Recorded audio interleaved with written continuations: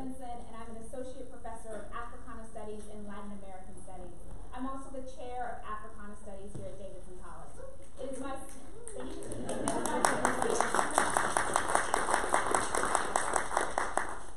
sincere pleasure to welcome you to the Conference on Slavery, Violence, and the Archive. I am so excited that each and every one of you are spending the somewhat rainy Friday night with us, that you trudged through the rain to get out here, and I'm looking forward to all of the conversations that we're going to have. First off, I want to say that this conference is generously sponsored by the Davidson College Commission on Race and Slavery. It would not have been possible without President Carol Quinlan and her decision to start that commission in 2018 and to really encourage us to do this type of work. This conference is also co-sponsored by the History Department and the many, many talented Africana Studies professors who've done so much work. I definitely want to give a big round of applause for Dr. Gary Berthoff, who organized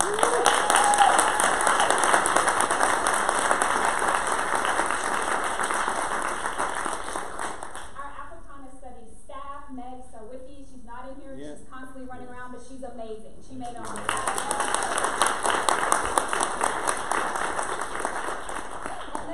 many of you have met some of my fabulous Africana Studies majors and students. They are helping you get into the building, they're passing out programs, they have put together name tags, they are working on the live stream as we speak, so I could not have done any of this without the fabulous, talented Africana Studies majors. So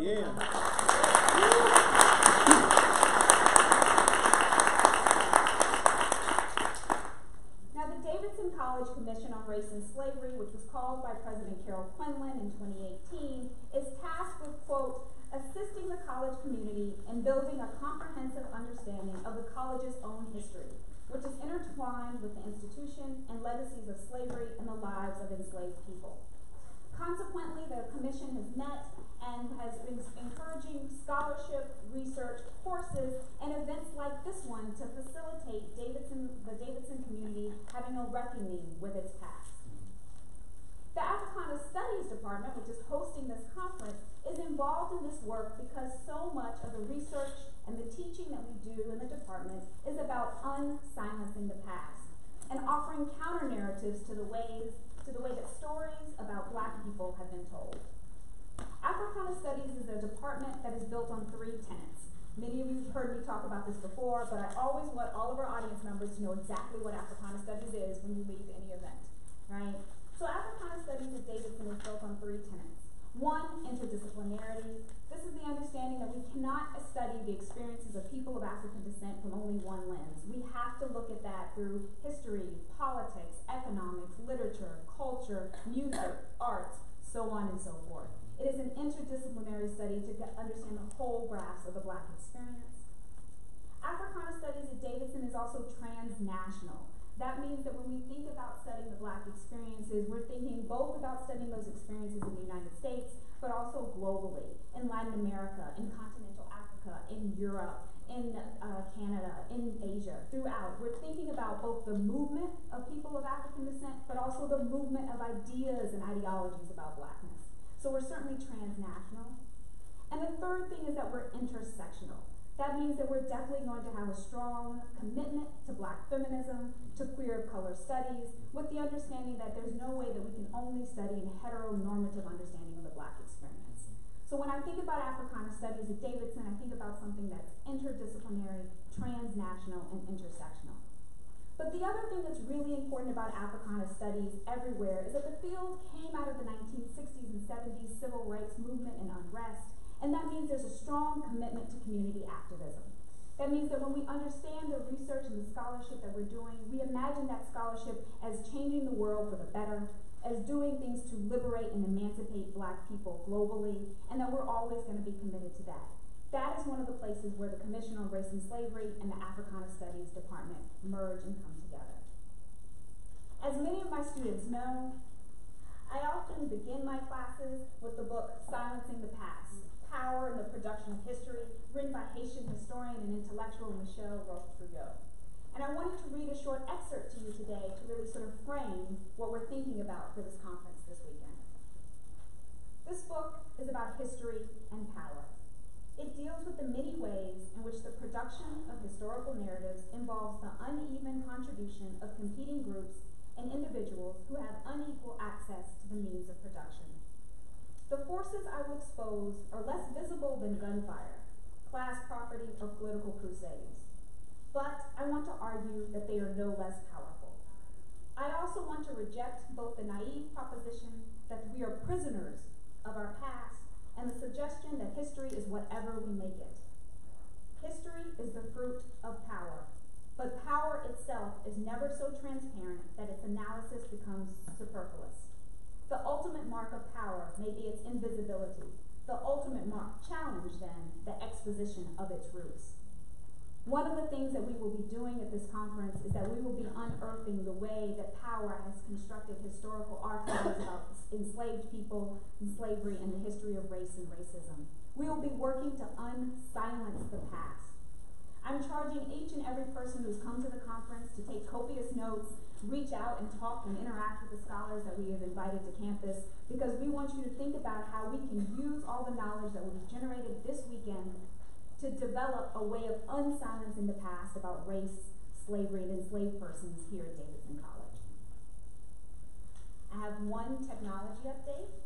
If you so choose, we would love to have you talk about this on social media. There's a great way to participate in the both the live stream, which is going on, but also you can tweet. And we want you to use the hashtag SVA19, Slavery Violence Archive. So hashtag SVA19. I have the privilege and the pleasure to introduce the Vice President of Academic Affairs and the Dean of Faculty, Wendy Raymond.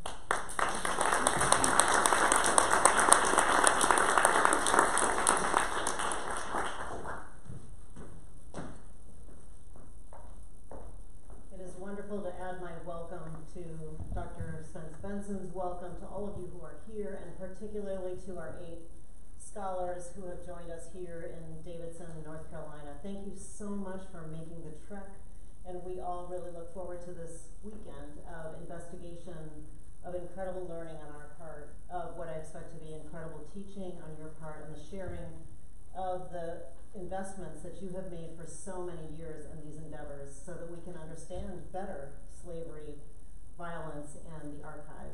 I particularly want to say that I'm so happy that Neil Roberts, Dr. Neil Roberts is here. He's a friend and former colleague of mine, and it's really a pleasure to have you, Neil, as well as everyone else. I look forward to meeting you more extensively this weekend. So your work matters. That's so obvious, but I want to say that right in the beginning. It matters to the world, it matters to us here at Davidson College, it matters to all of us assembled this weekend, and I look forward to each of us understanding new ways in which this work matters to us as a source of these. I would like to have a little bit of an estimate of that at the end of Saturday, but I think it will be inestimable. So thank you so much for that. Your research, your teaching, creativity, writing, public work, mentoring, risk-taking, and relevance have changed for the better how we think about our world. And so I thank you for that and for bringing all of that here today to this community gathered together. At Davidson, our statement of purpose brings to mind in part why we're all here today, and I felt moved to talk about Davidson's statement of purpose. I realize it might not be something that our guests have heard or thought about, and to me it really speaks to part of how we're gathered here together. And this statement of purpose is what another place might call a mission statement, and we take one sentence of that and hold it up as emblematic of what the whole statement is, and it goes like this. The words are very intentional. We assist students in developing humane instincts and disciplined and creative minds for lives of leadership and service. And I want to say to all of you scholars who are here today, not only our thanks, but thanks in the context of I understand that you are here today to assist us as we are here to assist our students. In other words, not to tell us, not to command us, but to assist us in learning that we will be on the road to together here. And what you've done through your lifetimes has been to live with humane instincts and to bring those humane instincts to the scholarship that you are sharing with us today and that you've often shared with the world. And humane instincts are so important in this realm, and that you are sharing your creativity and discipline in the work that you've done. And for lives of leadership and service, that we all have to be responsible for how we take this humanity that you're bringing and your creativity and your discipline in our lives of leadership and service. And so that's the call to all of us, with thanks to all of you for coming to share your time this weekend. Thank you.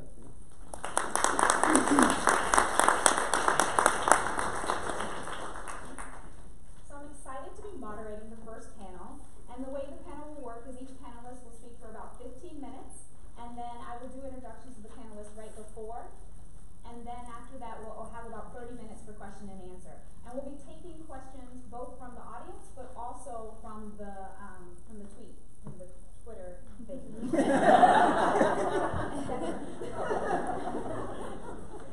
Everybody knows technology is not my strength.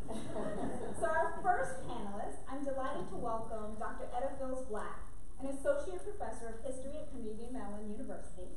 Dr. Fils-Black is a specialist in the transnational of West African rice farmers, peasant farmers, and pre-colonial Upper Guinea coast, and enslaved laborers on rice plantations in South Carolina and Georgia Lowcountry during the antebellum period. Fils-Black's first monograph, Deep Roots, Rice Farmers in West Africa and the African Diaspora, which came out with Bloomington, Indiana Press in 2014, as paperback in 2008 as cloth, used a unique blend of interdisciplinary sources and methods to chronicle the development of tidal rice-growing technology by inhabitants of the West African rice coast region, the region where the majority of captives disembarking in the South Carolina and Georgia originated. By integrating linguistic evidence, biological and botanical studies of mangrove ecosystems, oral traditions, and travelers' accounts, remember I mentioned interdisciplinarity? From the first European traders to visit the coastal regions, her book, Deep Roots, reconstructs a historical period predating the first written sources for the region and beginning more than a millennium before the transatlantic slave trade, when both West African rice and rice farmers became important commodities.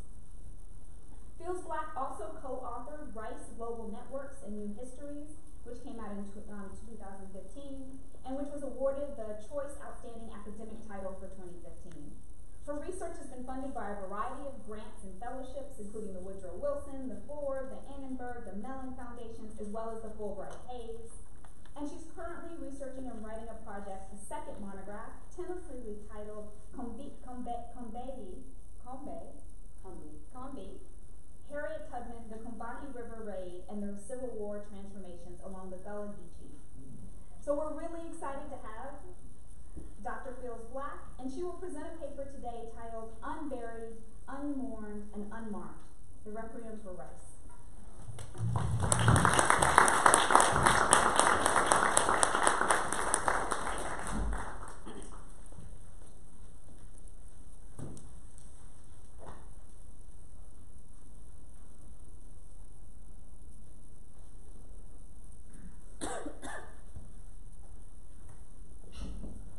The slave ship. I could feel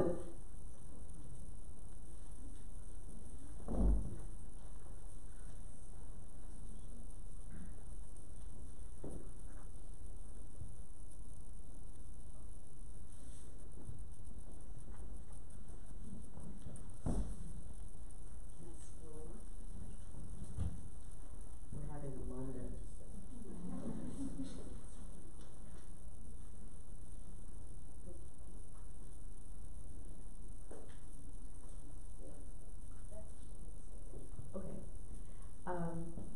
Thank you. I want to thank the organizers of the Slavery, Violence, and the Archive conference, particularly Gary Berthal for inviting me, as well as the Africana Studies Department for hosting us. I must also begin today by thanking the sponsors of Unburied, Unmourned, Unmarked, a Requiem for Rice. And This is an artistic collaboration that I'm going to talk to you about, and it's about bringing my research into a very different format. The orchestral debut took place in Pittsburgh a little over a week ago, and it was generously supported by the Alfred P. Sloan Foundation, and the original score was commissioned by the Pittsburgh Foundation, the Heinz Endowments, and the Opportunity Fund. So we want to thank our sponsors for that. And what I'm going to do today is I'm going to frame the project for you. I'm going to read to you a brief excerpt from the libretto I wrote, and then I'm going to show you a brief wrap-up video from the orchestral debut. So in Unburied, Unmourned, Unmarked, Requiem for Rice, I, an academic historian, am engaging in a new kind of collaboration with world-renowned composers, visual and performing artists, to reimagine the past of Africans enslaved on Low-Country, South Carolina and Georgia rice plantations by telling our ancestors' stories. Unburied, Unmourned, Unmarked is an African and African-American inspired take on a classic European requiem in the spirit of Verdi, Mozart, Fauré, and Britten that mourns the souls of the enslaved who died on Low-Country rice plantations. Their bodies unburied, their suffering unmourned, their sacrifices unmarked for future generations. The lamentation turns to celebration of the critical role enslaved Africans' ingenuity, technology, and industry played in the economy of the U.S. South, laying to rest once and for all the shackles of shame, blame, guilt, and denial that pervade this painful history in European, American, African, and African-American history. Through Unburied, Unmourned, Unmarked, the stories of Africans enslaved on Low-Country rice plantations become a new genre, which we call Kusa. And I'll tell you more about that if you ask me in the question period. The vehicle through which oppressed and voiceless people can tell their stories, mourn their dead, and celebrate their contributions to the world. The story we are telling is of West African rice production technology, developed by farmers in the Upper Guinea coast more than 500 years before the transatlantic slave trade, which laid the foundation for South Carolina's commercial rice industry. The agricultural skill, ingenuity, and technology, as well as the forced labor of enslaved Africans, made coastal South Carolina rice planters the richest planters and the largest slaveholders in the U.S. South. Yet the floods that fertilized the inland and tidal rice fields also created the most deadly living conditions for enslaved laborers in the South. Tens of thousands of men, women, children, especially of rice fields in South Carolina alone, displacing more earth than was moved in the construction of the Panama Canal with only hand tools and baskets, and engineering a hydraulic irrigation system. Yet there are no memorials to commemorate their appalling sufferings, involuntary sacrifices, or immeasurable contributions. Many Africans brought against their wills through the Middle Passage with destinations in the New World locales like the South Carolina and Georgia Lowcountry went unburied, their lives, loves, and deaths unmarked, their graves remain unmarked. This is why we need a requiem for rice. So John Weinglass, you all know me, and I'm a specialist in the transatlantic history of West African rice farmers. John Weinglass is composing the original contemporary classical music score, which he calls Unburied, Unmourned, Unmarked. It will be arranged for symphony and chamber orchestra as well as choir. And Weinglass has made his career in Hollywood composing for television and film. He's a 3-time Emmy Award winning composer. He's also won 3 ASCAP Film and Television Awards. And he's a virtuoso violist who has performed for every president since Ronald Reagan, as well as alongside a long list of Grammy Award-winning artists of many different genres. He's very eclectic, but he's also incredibly prolific, composing for the concert hall, 3 California symphonies, commissioned his work and debuted his work in 2018 alone. The guy's a beast. And he's very prolific. And the final product will feature film installations by Julie Dash, the world-renowned director of Daughters of the Dust. Yes. I want to go and show pictures of us. Thank you. Go to the bottom. And many other pioneering projects. The first African American woman.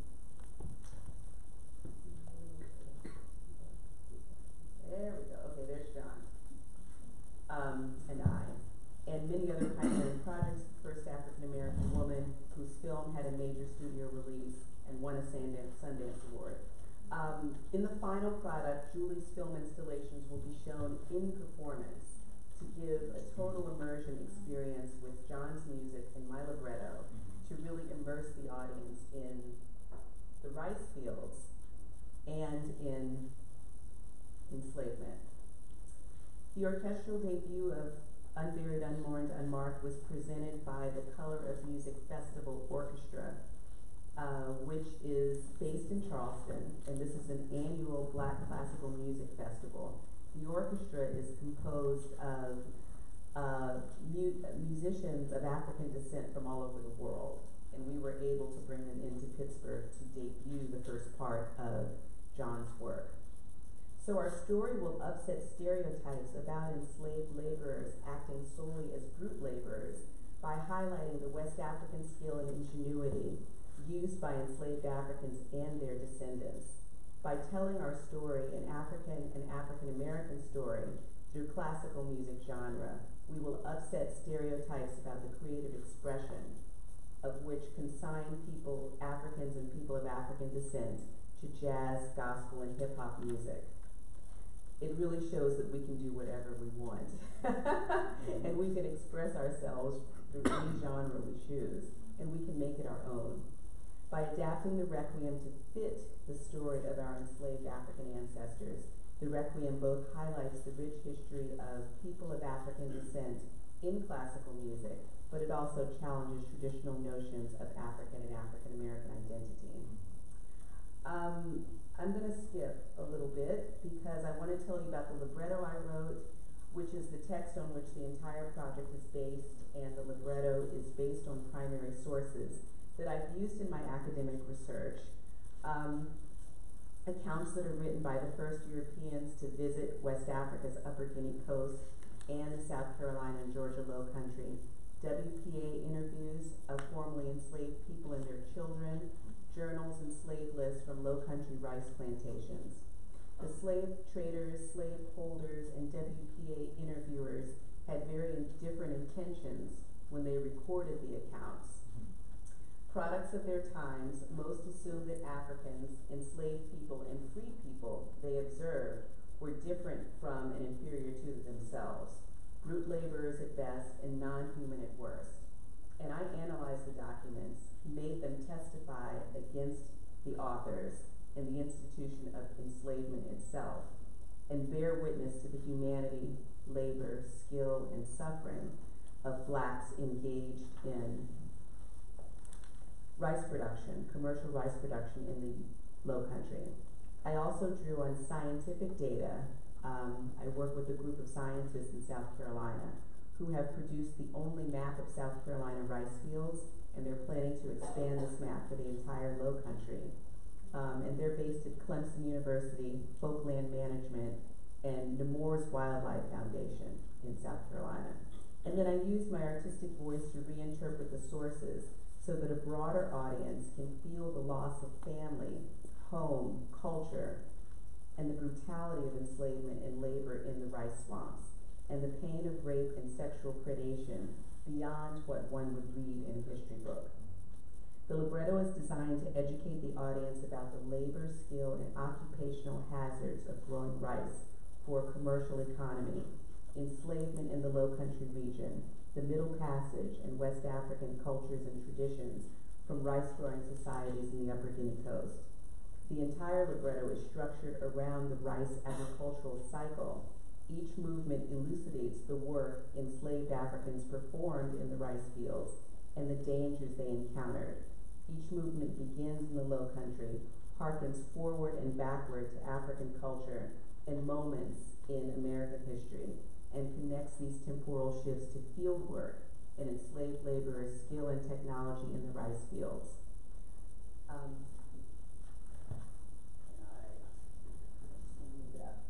There we go. All right. I want to read from you from the 5th section of the libretto, which is about the moment in the agricultural cycle when rice fields are flooded and infested with mosquito and waterborne diseases. It was the most deadly time of the year in the rice swamps. The section begins in the Low Country rice fields, goes back to slave capture on the West African coast, goes through the Middle Passage, and ends back in the Low Country with Gullah Geechee burial practices. It's entitled Flowing, Drowned. Come help hoist the gate for the 3 flow, sprout flow to sprout the rice, stretch it and make it grow. Then came the harvest flow to full it out, make the grains ripe. We worked ankle deep in mud, constant moisture, vapors from standing water, bare heads exposed to fierce summer sun and dampened by chilly autumn dew. Overworked to meet the season, we sank under muck work and poor diet. Lack of stamina, vital energy, parapneumonia, pleurisy, chills, fever, stomach worms. Clouds of mosquitoes, swarms of galley-nippers darkened the air, rushed upon us with the fury of yellow jackets whose hive had been broken into, piercing 1,000 stings at a time. Strangers could not work in a rice swamp. They took sick in 3 days. If Africans have natural immunity to a malaria, where are our children? Until the war, 90% died before age 15. 4 out of 10 in their first year of life. We lost so many. They all go so.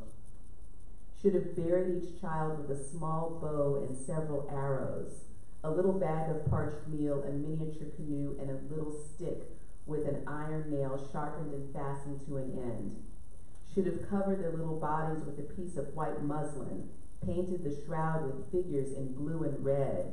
Our countrymen on the other side would recognize our babies and welcome them to our ancestors. Oh, Gambia, I will not go again on that big water. Did they make it back to Guinea? The husbands stolen from wives, mothers stolen from children, youth taken from the communities, and babies from their mothers' breasts.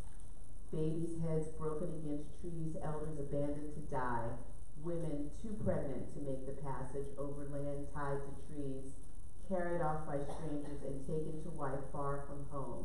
The caravans kept moving from the interior to the coast. Did they make it back to Congo?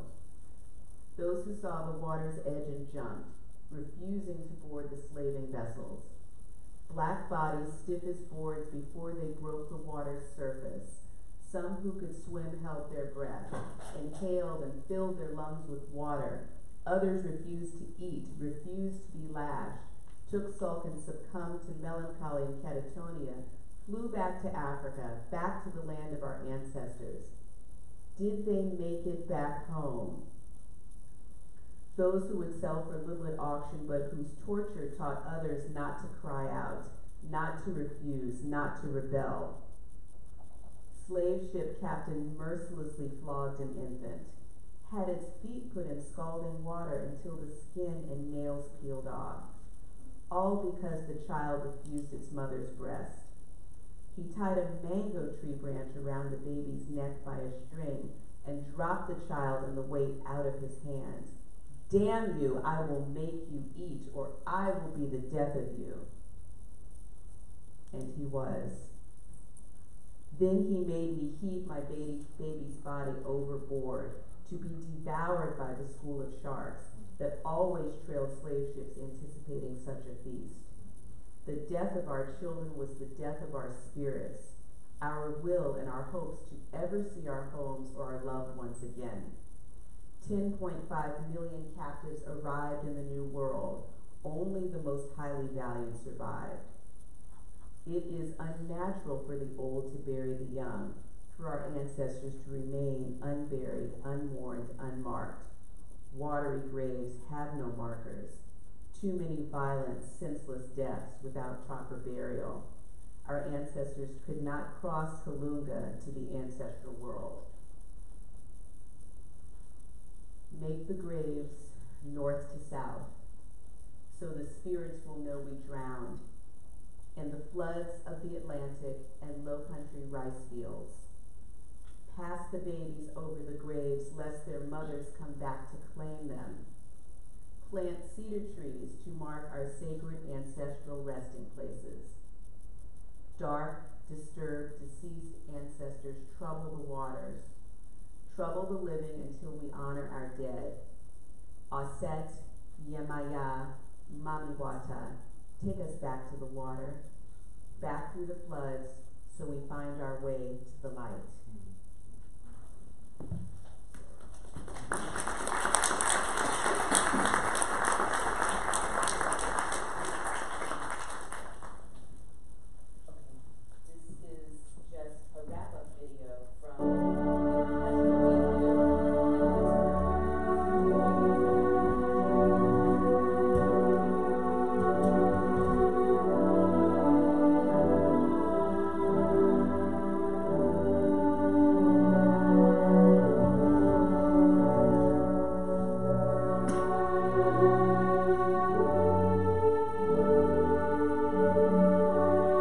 Tonight was wonderful in that there was such an investment on the part of every single person, not just the orchestra, not just the performers, not just the maestro, but every single member of the audience was so completely invested in it.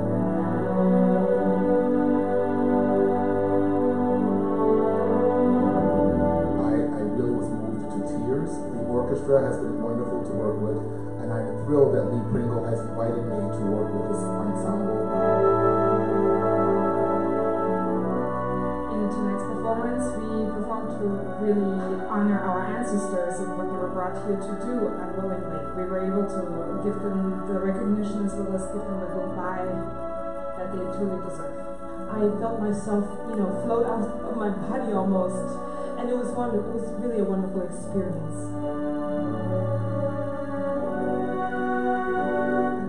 Every minute of it. I thought it was absolutely sensational. The quality of this orchestra, Maestro Dunner, the players, it's world class. In its history tonight, with a world premiere of John Weinglass' amazing piece, which will live for all time. It was really a revelation on many different levels. It was wonderful to play with so many musicians of color, but also to play such powerful compositions and works of living Black composers. It's difficult to put into words how much it meant to me, but it was really a transcendental experience. I could hear where he built the slave ship. I could feel where he built the rice field. It was just phenomenal. I was moved in a way that it was hard not to have tears come down my eyes. To think about what my ancestors endured as those slave ships were pivoting and dipping on the rough seas, shackled and chained, and Mr. Weinglass made everything come alive. It truly was a masterpiece.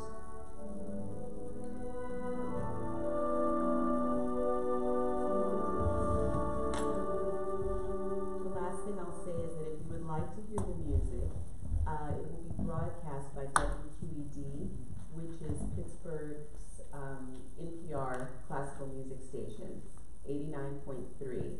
If you check out our website, www.requiemforrice.com, the information is there for the broadcast. They will rebroadcast it a few times during the year.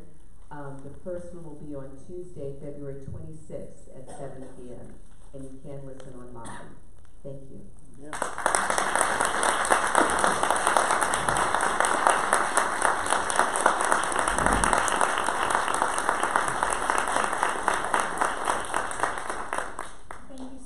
Dr. Phyllis Black, for sharing with us what it means to recognize that our ancestors were unburied, unmourned, and unmarked, and what it means for us to reckon with that. Thank you.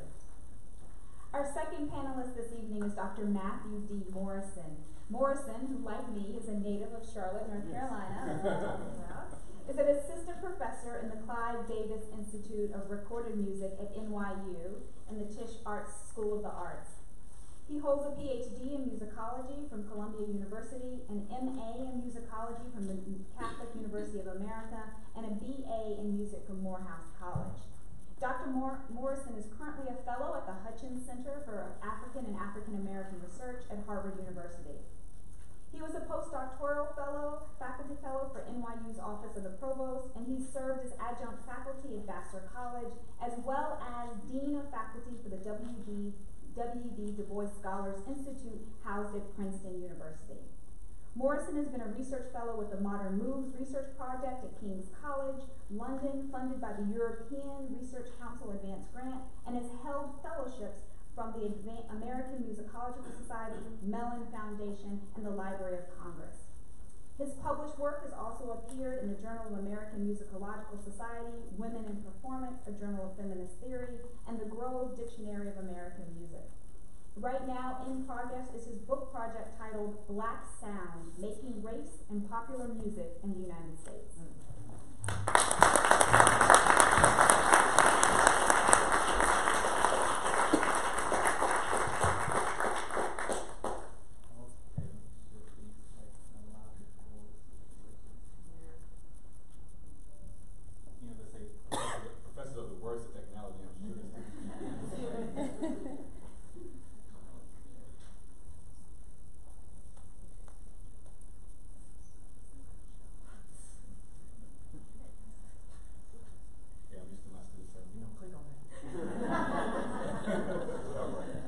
Thank you so much. I'm very, very happy and thankful to be in this space here at Davidson College. Thank you to the Commission on Race and Slavery and Africana Studies for hosting this really wonderful and powerful and necessary symposium. To Professor Spence Benson, also, as you mentioned there, Charlotte Cole. I feel like, looks like I'm to my colleague, Gary Berthoff, we go back a very long way. To early graduate school, I won't say how long it is, you may be able to tell from what's happening here. And also to my colleagues who I'm presenting with on this symposium, to Meg, who has been wonderful with the arrangements, to the grad students, and also to my family who is here today. So if you will wave your hands.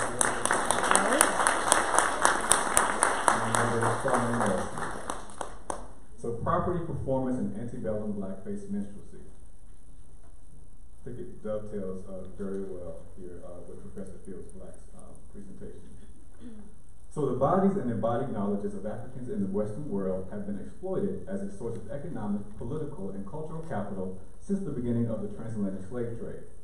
Black peoples in the New World have historically been treated as an object of property and subject to sentiment, from the long journeys forced upon these captives across Africa to its western coast by the decontextualized beat of the drum, to the movements and songs that these captive peoples, trapped in the bowels of Southern enthralled slave ships, were forced to perform on its deck for their physical maintenance, physical abuse, and sexual exploitation by mostly white captives and crew members throughout the Middle Passage.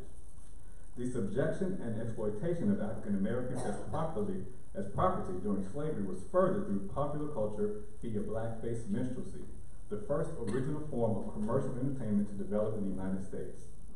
In the earliest of American popular styles, mostly Irish American and other white men of European backgrounds blackened their faces with burnt cork as they danced and sang to caricature representations of blackness, while they also infused their own European folk traditions into this popular form.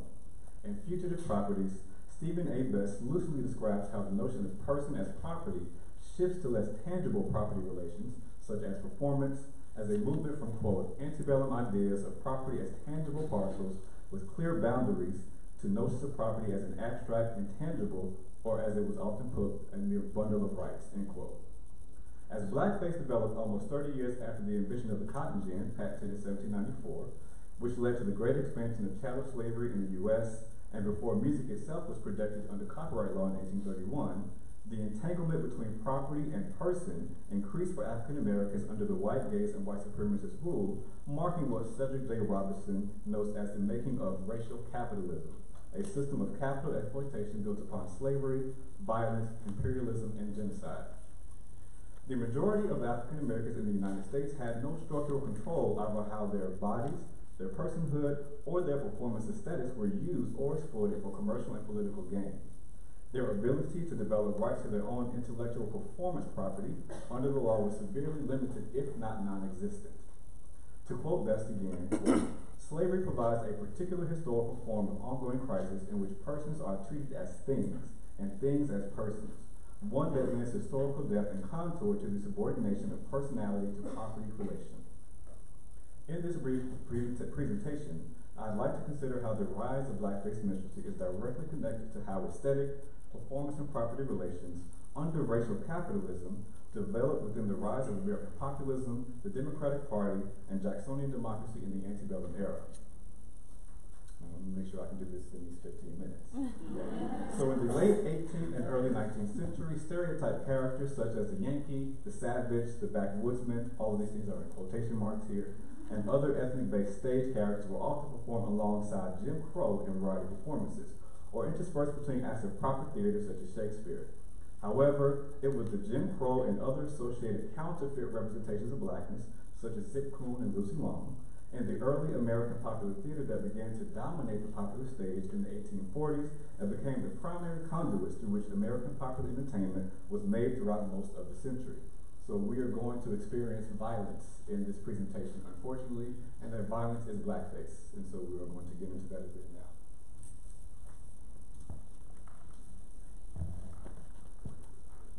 Okay, so the embodied performance tropes are these blackface caricatures. We see Jim Crow, who was the first sort of stereotype caricature in blackface that became popularized by Thomas Thomas Rice, who was supposed to represent the enslaved plantation darkies. We see Zip Coon, who appears a bit later, was supposed to sort of represent the urban dandy or the frontiersman. And then we have Lucy Long, which is actually the first representation of black women on stage, but of course it's a white man cross-dressed in blackface. So this is where we get these long, long histories going back all the way then to these Jezebel, Winch, and stereotype characters that black women still have to contend with in their ontological existence today. So the embodied performance tropes of these blackface caricatures often included angular or broken posture, which contributed to views of primitivism and animalism, grounded and salacious movements, which were often connected to sexualizing enslaved bodies, and the caricature of Black American dialect, representing the enslaved as ignorant and uneducated, as well as abnormal rhythmic performance. In other words, deviations from the standard rhythmic practices attributed to the classical style of European descended Americans. These scripts were effectively embedded into the popular imagination through early musical aesthetics and performance, as both slavery and minstrelsy precluded the ability for black performers to fully define or articulate their own ontological strips, or what it meant to be black, or performative existence outside of this blackface and a systematic supremacy system driven by the white imagination. This imaginary embodiment of blackness in blackface, the mimicking of black sounds and movements, and performance aesthetics by white performers and audiences led to the objectification of black people at levels that extend beyond mere misrepresentations in popular culture. Blackface caricatures were often viewed as ontologically black or natural by their white producers and consumers, especially in the North, where whites had some but limited contact with black Americans, as they helped to structure within the racist political systems what normal and proper, again in quotation marks, performance looked like in the making of their own whiteness. This continues throughout how we imagine the construction of racial identity today. These misrepresentations helped to frame how blackness was perceived and constructed under the racist regimes that limited their ability to define themselves under the law and in popular culture. So I would like to historically consider how the blackface tune, Camptown Races, composed by Stephen Foster, known affectionately as a father of American popular song, resonates within the context of the impending Civil War, racial and class tensions throughout the North, westward expansion, abolitionism, and slavery in the South. As Alexander Saxton notes in Blackface Minstrelsy and Jacksonian Ideology, the spread of blackface coincided with the rise of mass political parties and mass circulation newspapers. Importantly, this spread also coincided with mass migration from Northern and Western Europe, particularly Ireland and Germany between the 1820s and 1870s. About a third of these immigrants in this period to the U.S. were from Ireland and another third were from Germany. And this is out of about 7.4 million immigrants, which is more than the entire population of the U.S. in 1810. So blackface minstrelsy, I knew I was going to be around historians and Africana studies and scholars of slaves, so I'm going to make sure they have the right statistics here. Blackface minstrelsy became popular in the wake of European immigration to the United States, especially in the north and along the Ohio River Valley and Mississippi River. The Irish who immigrated to the U.S. during this period were poor and working classes, often unskilled laborers, Catholic, and saw themselves as culturally distinct from the Ulster Scots, who were Presbyterian and had largely established themselves as educated and skilled laborers since the early 18th century in the United States.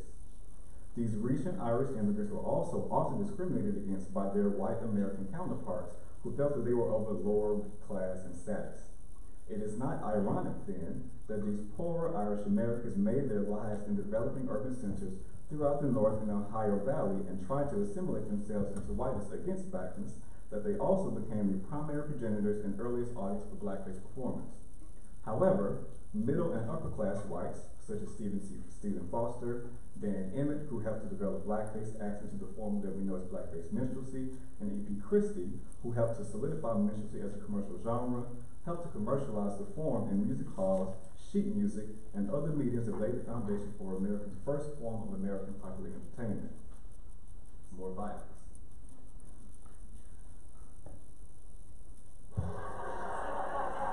Ladies and gentlemen, we'll conclude this part of the entertainment with a brand new song sung here in Chicago for the first time on any stage by myself and company.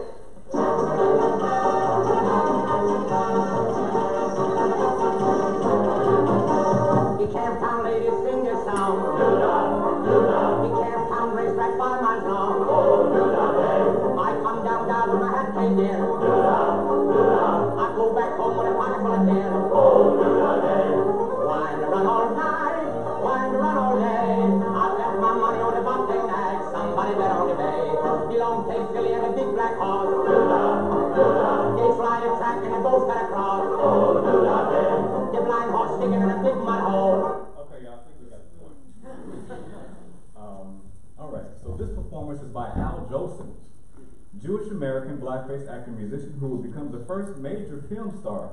In this particular film, Swanee River is a commemoration of E.P. Christie and his minstrel troupe of the mid-19th century that became the most popular blackface troupe of the antebellum era.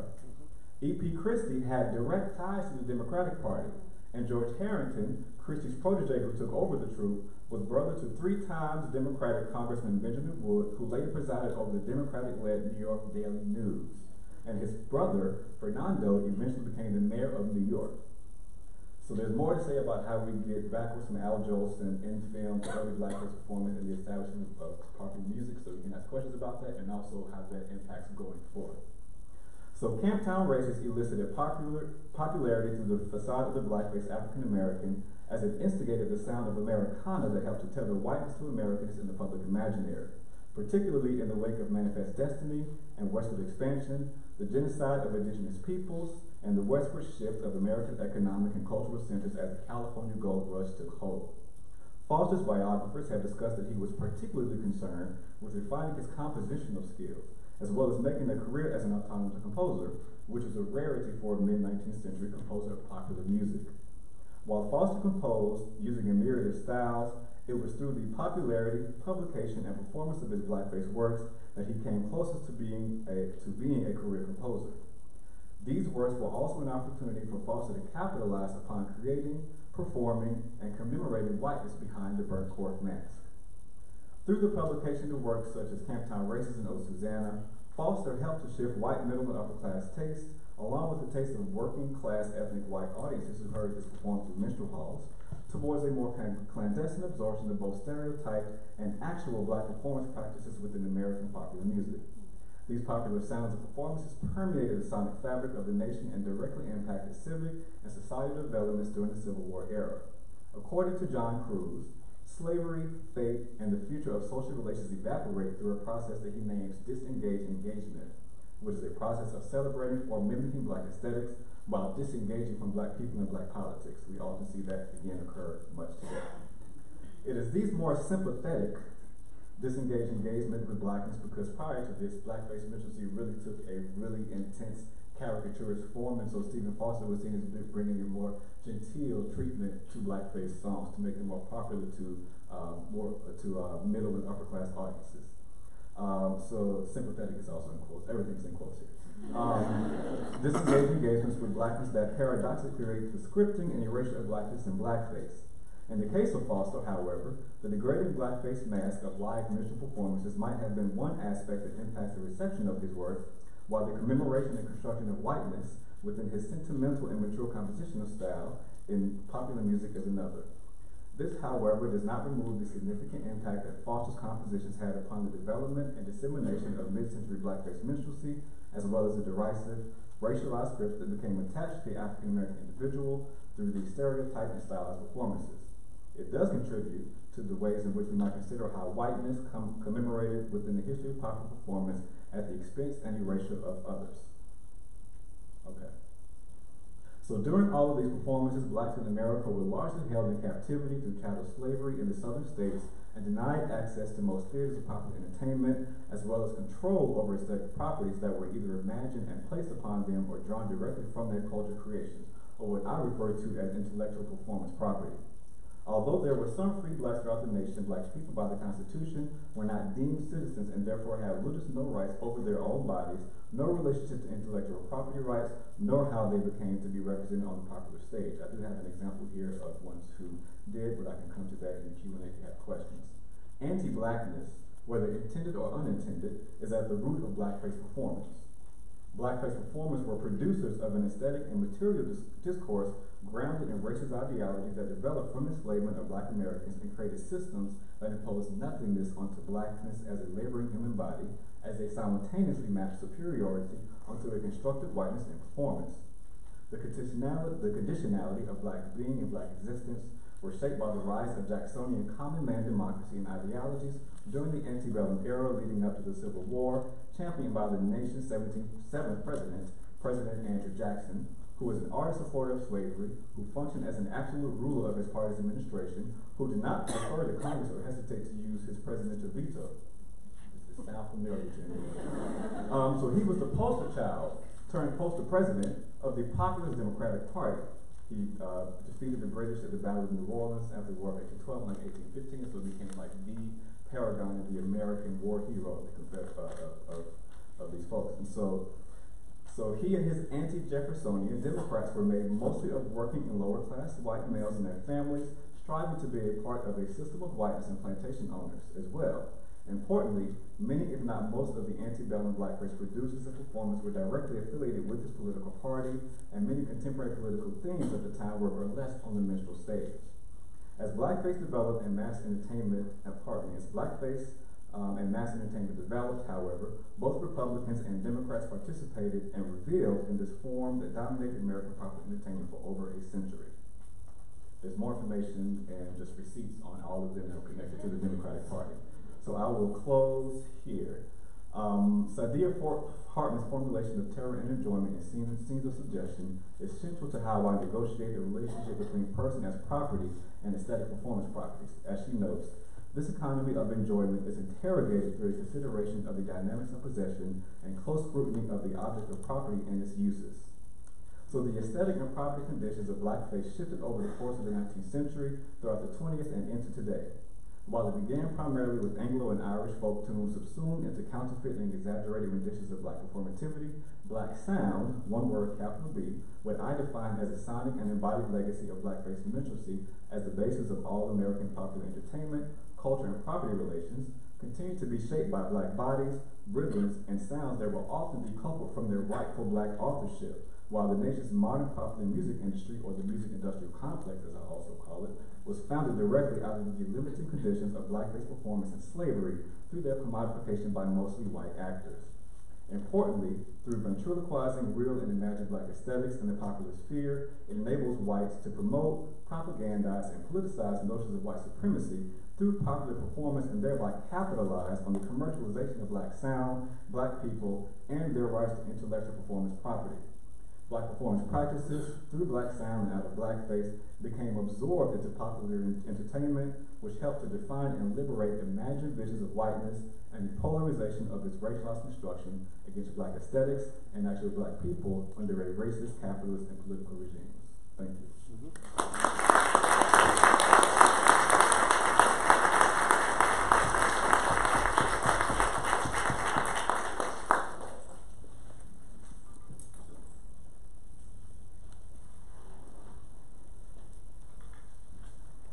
Thank you so much, Dr. Morrison. I'm already mind blown just thinking about the connections between racial capitalism, aesthetic property, minstrelsy, the Democrats, the list goes on and on. So thank you for that riveting presentation. Our third panelist is Dr. Edley Wong from the University of Maryland, College Park. Dr. Wong is the director of the Center for Literary and Comparative Studies. Prior to joining the University of Maryland in 2010, she was an associate professor at Rutgers, New Brunswick.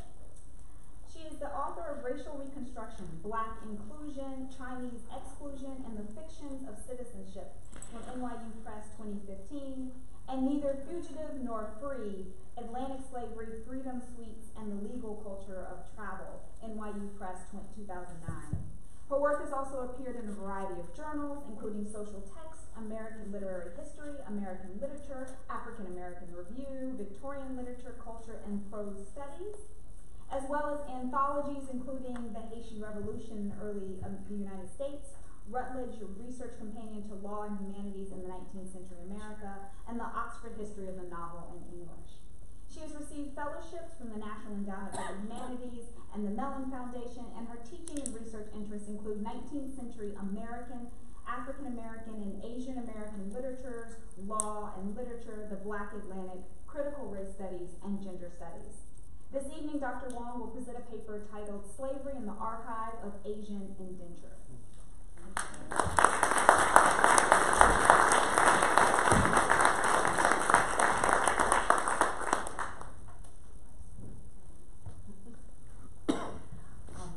Like the other speakers, I want to extend my thanks and gratitude to Gary, Africana Studies, the Consortium on Race and Slavery, and everyone at Davidson College who made this conference possible, so thank you.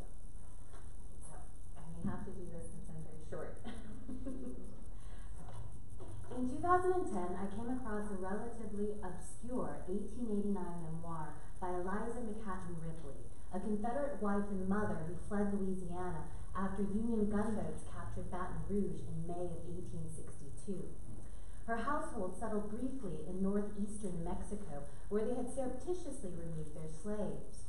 They later joined the exodus of Confederate officers and their families to Cuba, where slavery remained legal until 1886. For the next 10 years, Ripley lived in Cuba as a co-owner with her brother Richard H. Chin of a 1,000-acre sugar estate named Desengaño, or Disenchantment. Initially, they worked the plantation with 81 Black Creole Cuban slaves and 19 Chinese contract laborers. Ripley had also smuggled 2 young slaves into Cuba from the U.S. Zell and Martha numbered among the quote-unquote little belongings that she managed to salvage from her old plantation life. After her return to the U.S., Ripley published From Flag to Flag, a woman's adventures and experiences in the South during the war, in Mexico, and in Cuba during a resurgence in interest in the Civil War. Having lost their cause, Confederates like Ripley sought to win the war over cultural memory. At the time, I had just begun working on my second book, and Ripley's memoir proved pivotal. In what became Racial Reconstruction, I moved beyond the critical scope and print archives of my first book to explore the immediate afterlife of slavery.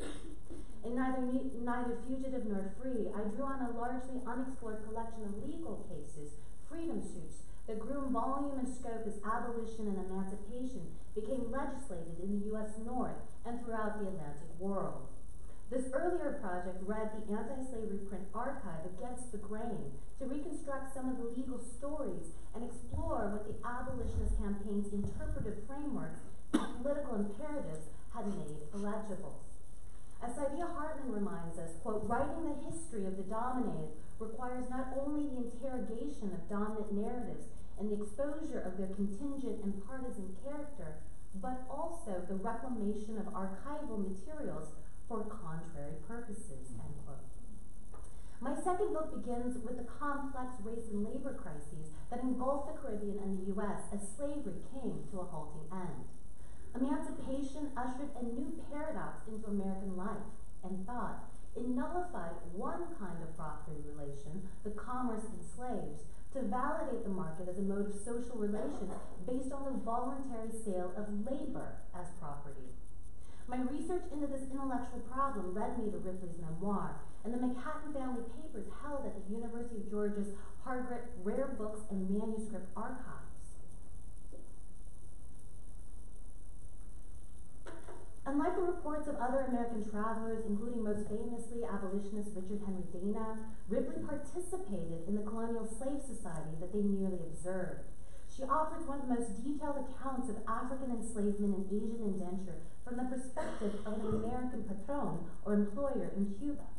Ripley's investment in racial exploitation shaped the story that she told, yet her archive reveals a more complex and contrary account of her efforts to reestablish her old plantation life with a racialized labor force that included her American slaves, Black Creole Cuban slaves, and Chinese indentured laborers. Ripley left an extensive archive recording her residence in Cuba. For the past 2 decades, a genealogy of scholarship theorizing the question and problem of the archive has redefined the study of slavery. I was mindful of how Ripley's archive participated in what Britt Russert calls, quote, the forms of power that silence and distort the voices of the dispossessed, end quote, as I combed through the document boxes in search of counter-narratives. I looked for other traces of Martha, Zell, and the 2 Chinese laborers, Ciriaco Epifanio, named in the book. Culled from the slave master's archive, these snippets and notations that I found dramatize the links between historical configurations, colonialism, slavery, indenture, and capitalism that are often studied as discrete or sequential processes. How might the histories of Asian indenture influence or complicate our study of the Atlantic slave trade and New World slavery? My book and this talk begins with this question. The end of the Atlantic slave trade facilitated a wide-scale labor crisis in the Western Hemisphere as the lucrative agricultural economies of the U.S. South and the British and Spanish Caribbean drove demands for easily replaceable workers who were both cheap and plentiful. Labor-strapped planters began looking to Asian countries to stabilize their European colonial incursions as a source of labor replenishment. What became popularly known as coolieism emerged in an Atlantic world that yet to see the end of black chattel slavery or the racialized legal and political structures that seemed to ensure its indefinite continuation. As early as 1806, when Parliament debated the abolition of the slave trade, Britain first introduced Chinese labor into the West Indies in the short-lived Trinidad experiment. By 1838, Britain had turned to India, transporting 1 million South Asians to British Mauritius, Guyana, Trinidad, Jamaica, Suriname, and Fiji. British vessels dominated the transport of South Asian labor, while American and French ships helped transport almost 250,000 Chinese laborers to Cuba and Peru between 1847 and 1874. In the U.S., the specter of a new coolie slave trade raised the problem of racial definition and federal policies against the contraband slave trade. In the months before the Emancipation Proclamation, President Lincoln signed the act to prohibit the coolie trade by American citizens and American vessels, and coolieism remained a potent symbol of the enduring afterlife of slavery and Reconstruction-era debates over immigration restriction and control. Contract laborers, destined for the Spanish Caribbean, often awaited shipments and guarded barracoons in the infamous transit ports of Portuguese Macau and British Amoy.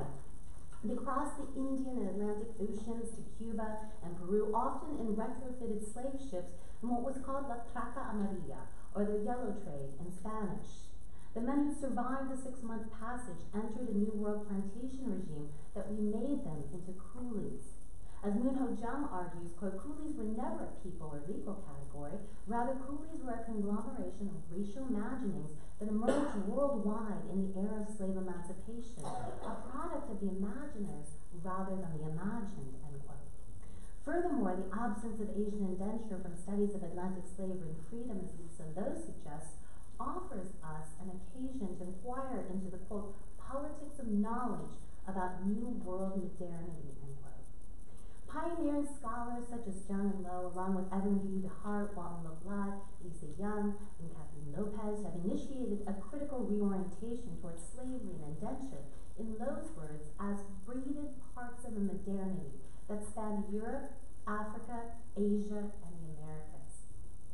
The introduction of Chinese and South Asian indentured labor into the Atlantic plantation system restructured long-standing slave labor systems, helping to both stabilize and undermine existing colonial orders. In Cuba, Chinese indentured served as both substitute for and supplement to black chattel slavery. It facilitated a narrative of historical transition from slavery to free labor in a modernizing Cuba. By 1874, Ripley and Chin, for example, held over 100 Chinese under contract in sugar cultivation and processing, a substantial increase from the 19 that they had begun with in 1866. In both the British and Spanish colonial systems, Asian indenture was secured through legally executed contracts. Unlike chattel slaves, Chinese laborers in Cuba were not defined as commodities, and the fiction of consensual contracts secured the illusion that it was labor rather than the laborer subject to commodification. However, colonial regulations gave patrons the right to sell and resell labor contracts at will, and planters like Ripley's brother commonly spoke of purchasing Chinese laborers rather than their labor contracts. In 1874, Chin paid $700 in gold for 6 Chinese indentures from another planter who, quote, bought 6 Chinese to make a trial and not being pleased, wished to sell them again, end quote. Planters understood well the logic of commodification structuring the contract relation, and they took full advantage of how market exchange and the commerce in labor, as opposed to bodies under contract, produced a far less morally objectionable but equally pliable labor alternative to slavery. Lisa Young's The Coolie Speaks explores the complex struggles over these document papers, for patrons often held onto contracts and identity papers, making it difficult for Chinese laborers to prove their identities or the fulfillment of contracts. As documents subject to interpretation, contracts were often unenforceable or easily circumvented by planters legally vested with the power to construe the terms as they saw fit. Some planters levied fines and wage deductions for lost time not enumerated in the original contract, or paid Chinese laborers with vouchers, valets, redeemable only at estate shops where merchandise was both costly and of poor quality. Similar to the emerging system of black sharecropping and debt peonage in the New South, Chinese laborers often ended their terms indebted to planters and forced to recontract. Given this practice, it may not strike us as surprising to learn that Ripley's published memoir provides a far more romanticized account of her life as a mistress of Desengaño than the one reconstructed from the business documents and letters she traded with her brother, who helped oversee the Cuban estate until its sale in 1877. Ripley's memoir represses the near daily occurrence of Chinese and enslaved protest recorded in the plantation account books. An 1866 entry reads, Chinese unsettled put 2 in the stocks. 5 days later, the number had risen exponentially, have paid for past few days 21 Chinese in iron and stocks. Other entries read, 2 Chinos run off, Carlos 104 and Elizio 529. Gonzalo Chino is missing this morning, and 2 Negroes, Martin and Siriaco, run off today. Such colonial record-keeping, as Simon Kinkande argues, sought to naturalize exploitation through a managerial logic and archiving impulse. Quote, slave masters sought to assert their authority through relentless record-keeping, end quote. Effaced from the published memoir, this meticulous record of resistance, escape, and recapture reveals the violence entailed in Ripley's struggles to reconstitute her old plantation life on Cuban soil. Ripley's benign portrait of Chinese contract labor, as with her loving depictions of Martha and Zell, allows her to assert a nostalgic narrative of patriarchal benevolence that minimizes her ongoing participation in the regimes of racialized unfree labor in Cuba well after U.S. abolition. She describes how the intimate bond she forges with a Chino named Epifanio, as well with her American slaves, was so strong that he, quote, voluntarily remained at Desengano long after his term of service had expired, end quote. The same holds true for her depiction of Zell, who, according to the memoir, maintained a lifelong friendly correspondence with Ripley, signing himself, quote, your devoted and faithful slave. Upon her departure from Cuba, Ripley reports that she furnished Zell with the, quote, necessary papers of U.S. citizenship and several $100, the accumulated amount of his savings. She also prided herself on binding Zell, like the other Chinos, to the new owner of the plantation with a, quote-unquote, favorable contract. Ripley saves her most heartfelt reminiscences for Martha, whom she lovingly eulogizes in the memoir's final passages as a, quote, tender, faithful soul who ministered to our comfort, not as a slave, but a helpful companion during those trying years, end quote. However, a different story began to emerge as I delved deeper into Ripley's archive. Martha and Zell stopped working and threatened to sue for accumulated back wages once they discovered Ripley's long deception. She had hidden the fact that Martha and Zell had been admitted into Cuba as U.S.-born foreigners, which entitled them to freedom. In a letter dated March of 1874, Chin informed his sister that, quote, Zell and Martha are yet here, the former partially satisfied, the latter I don't know. She has done nothing but sit in her room and sew for the Chinese. I don't think she will be of any value to you, and certainly not to me. Hall sent them their free papers, and Mrs. B said she knew they were going to sue you for $25 each per month for all the time on the island. In this context, Ripley's generous dispensation to Zell might be better understood as a settlement to placate a former slave with a legal claim against her. Chin's subsequent letters to Ripley reveal that Zell had met with Henry Hall, the U.S. consul in Cuba. Quote, upon Zell's return from Havana and telling her, Martha, what Mr. Hall had said, it appeared to upset her completely. I need not say that she was very insolent. If she remained, she would give trouble, Zell informed me, end quote. Despite their mediation through the perspective and pen of a slaveholder, these snippets limn possible counter-narratives that contest and resist the powerful racial fantasies at work in Ripley's memoir. My search through the archive also revealed a number of other documents from Ripley's Cuban life, including a worn bilingual Spanish-Chinese labor contract. Numbered 159, the contract once belonged to a Chinese man named He Fu. In Macau near the Lunar New Year in January of 1868, the 25-year-old He Fu signed the 8-year contract, which was later signed over to Ripley and her brother in Cuba on June 13th of 1868. Once in Cuba, the contract effectively made He Fu into the coolie Eduardo. This contract was filed away in a document box that also contains the cedulas or identity papers for a 59-year-old slave named Martin, a Chinese laborer named Demetelo, and a 20-year-old Chinese laborer, Jose Puchao, a cook. Eduardo, Martin, Demetelo, and Jose Puchao do not appear in Ripley's memoir unless pseudonymously. Documents, as Anne-Laura Stoller notes, have itineraries of their own, and the archive is more than an inert collection of things. It is a process. How did these documents find their way into Ripley's family archive? And more importantly, what subjective life might we glean from these quotidian forms? Instrumental documents, these pre-printed legal papers, quote, convey meaning by what they do as much as by what they say, end quote, as Matt Brown argues. Institutionalized slavery and indenture entailed forms of commodification that also functioned as discursive systems.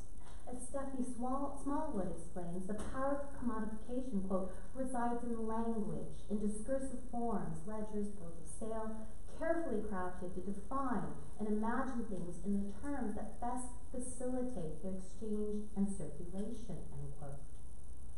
This epistemic violence marks the documents we encounter in Ripley's papers in the slave master's archive. They are indistinguishable from the hundreds of now digitized first contracts and identity papers from the James and Anna Melekian collection, the largest private collection documenting Chinese indenture in Cuba. Yet unlike this digital database, Ripley's archive also encourages us to read in a way that, in Elizabeth Dillon's words, quote, opens up relations across and among people and things, end quote. It assembles together documents cataloged as representing distinct historical processes, demanding that we grapple with the language, ideologies, and cataloging practices that made illegible the connected histories of African enslavement and Asian indenture in the first place. In short, Ripley's archive asks that we think about the figure of the coolie in relation to the figure of the slave. As Hartman notes, the archive, quote, dictates what can be said about the past and the kinds of stories that can be told about the persons cataloged, embalmed, and sealed away in box files and folios, end quote. How might the archive of Asian indenture engender different stories about Atlantic slavery and freedom? Filed away in the boxes and folders of a slave master's archive, individuals such as Zell, Martha, and Eduardo do not speak through documents of their own making. Yet their mediated traces on contracts, cedulas, and in letters traverse the histories of 4 continents, yoking together Asia, Africa, Europe, and the Americas. They limn a more expansive story of how contracts, specifically the labor contract, became a legal mechanism to conceal new forms of bondage during and after the end of legal slavery. They also illuminate under-examined circuits of comparative knowledge production about race and racial formations in the Atlantic plantation system. According to Achille Mbembe, the primary significance of the archive lies, quote, outside its own materiality, in the story it makes possible, end quote. How might we begin to recover and reconstruct the kind of counter-stories that Ripley's archive at once disfigures and makes possible? The challenge for this work lies in pushing us to think across conventional archives and databases to the New World intimacies forged in the wake of migration and dispersal. Slavery and freedom existed on a continuum within a plantation economy that reached eastward along the routes of European colonial incursion into Africa and Asia to satisfy the endless demand for New World labor. Asian indenture in the plantation system and its aftermath call for a reframing of slavery studies beyond the Atlantic. This story demands new interpretational practices that emphasize comparative, transnational, and translational approaches. As Jennifer Morgan reminds us, dismantling our assumptions about antecedents also shifts our understanding of the lines that unfold from them. What other stories might come into focus once we consider Asian indenture as part of the complex afterlife of slavery? Thank you.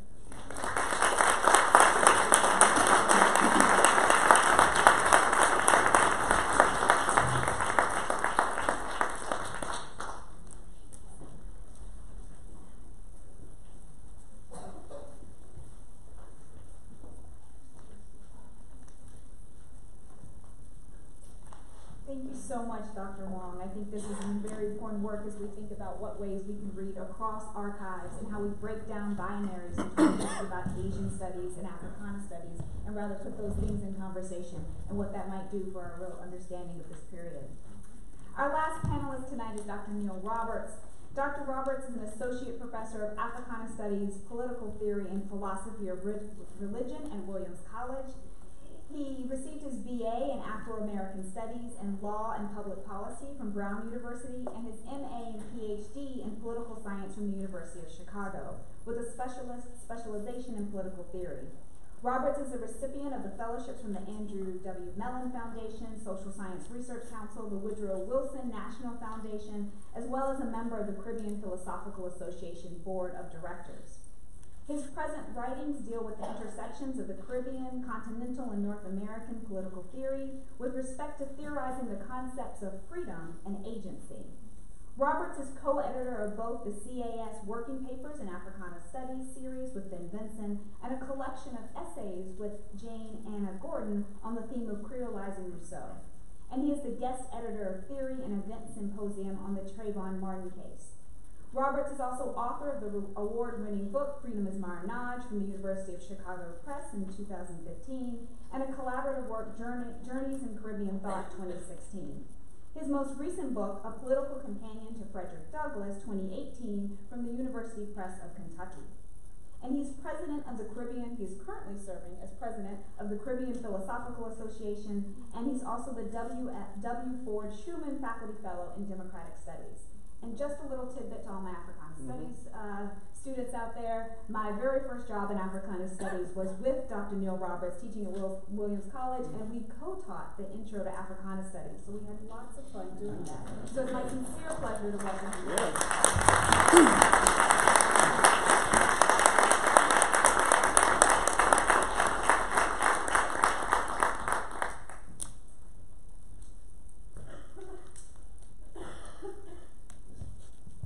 Good evening. Oh no, you guys can do better than that. Good evening. Yes, this is Davidson College. Is that right? Is that correct? Okay.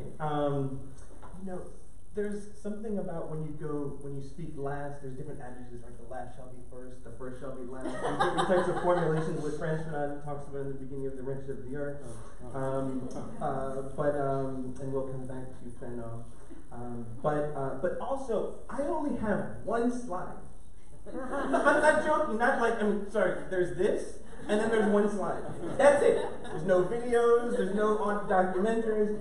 You all are getting one slide, so that might say something about having the kind of Africana philosophy theorists on the panel. So excuse the disappointment if you have that. Just gonna slide some things. So. In my time, though, I would be remiss if I didn't have several thank yous. The first thank you to my friend and former Williams College colleague, Wendy Raymond, who is, as you all know, Dean of the Faculty and VP for Academic Affairs here at Davidson College. But I think we should also acknowledge is also the President-elect of Haverford College, so I think we can give that up.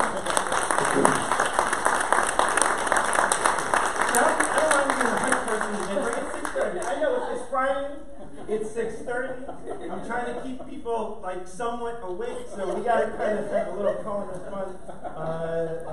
It is an African event, so we need to kind of chant the ancestors in a certain way. Williams is also that Williams diaspora is very well represented here. It is. We can think about diaspora in many ways. Nika Denny, who was my former not only research assistant but senior thesis student too. In my estimation, I'm happy to say this here on the digital sphere, wrote the best work, not just by an undergrad, but in the world on the work of Anna Julia Cooper. I still think her thesis should be published as a book. And my sense is that the work that Professor Denny has done here has reinforced why I know that she will soon be my boss at some institution somewhere one day. Third, I wish to also give thanks to, speaking of the Caribbean Philosophical Association, Professor Takia Hartman Shipman, who is one of our secretaries, and I have, I think, fairly decent reading and writing French, but my spoken French is like this, and so we were able to, in our conference in Senegal, Professor was able to navigate many terrains, and so I think. And also for all of us, a big up to Professors Devin Spence Benson and Gary Berthoff, and also Meg Sawicki for bringing us here. So we just give them a round of applause.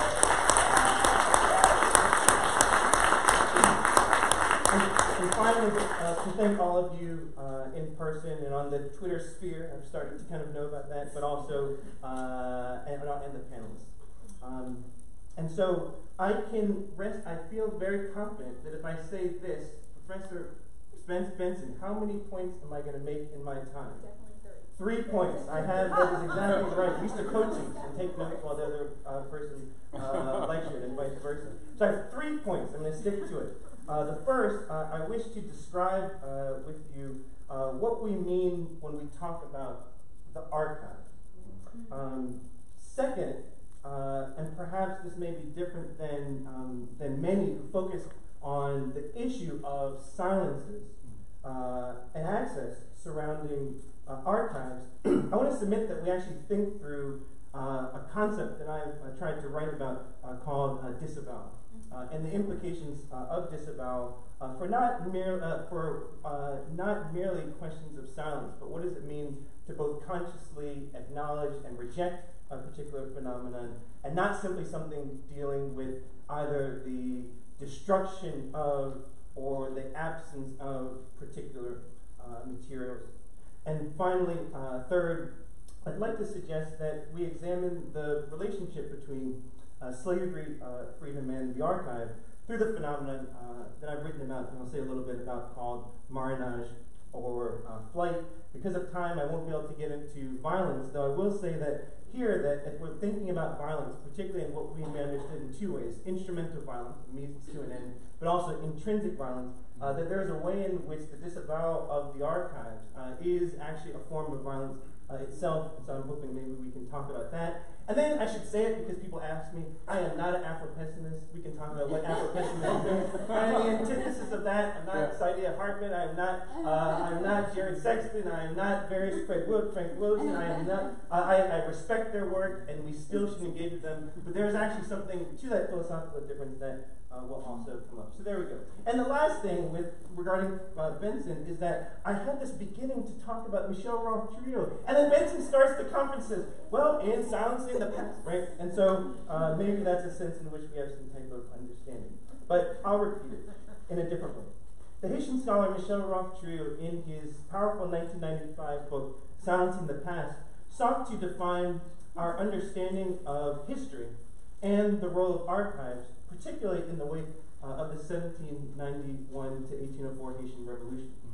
Trio, though, was concerned particularly with the emergence of what he called silences in history. Trio argued that silence enters processes of historical production in 4 moments. The first moment, Trio called the moment of fact creation, that is, the making of sources. 2, the moment of fact assembly, that is, the making of archives. 3rd, the moment of fact retrieval, which is the making of narratives. And 4th, the moment of retrospective significance, which Trio called the making of history. Now, the second moment, that is archive foraging, Trio says, quote, archives assemble, and the making of archives involve numerous selective operations, end quote. And we've seen with the presentations already the challenges, but also what that process means. Trio's argument is powerful, and it echoes the pioneering work of John Hope Franklin, who, in the words of historian Ashley Farmer, had to do the quote-unquote deal with archiving while black. You guys know what this is? Archiving while black. What is the idea? And Frederick Douglass wrote about it. What does it mean to have a book have more rights in the U.S. government than you do? Right? You can write a narrative, but the narrative has more rights than you do. You see what's going on? John Hope Franklin, and we had conversations earlier today, right? The discussion of what does it mean to you need to do work on the Carolinas, but you can't actually get in to a space that you think there's something in there, right? But you can't actually get in to that, right? And that's very powerful, and I think that Trio, even if he didn't mention Franklin, was getting at that. But I'm actually talking about something else. And so I could have rewritten it, but since I had written it before, I'm just going to read something about it, which is disavowal. But the punchline is, a disavowal is not a silence. It's something different. And so I want to just get a sense of what a disavowal is, and then we can move on. Disavowal does not mean silence, as a silence denotes a complete failure to mention the relevant subject. In everyday language, the verb to avow is to acknowledge. Regarding the opposite of avow, the Oxford English Dictionary defines the verb disavow as meaning, quote, to refuse to avow, own, or acknowledge, to disclaim knowledge of, responsibility for, or approbation, to repudiate, to deny, end quote. Disavow, then, in its everyday usage, denotes the action of disavowing or refusing to acknowledge, repudiation, denial. Sigmund Freud usually described disavow with respect to castration anxiety and fetishism. To a lesser degree, Freud associates disavow with death.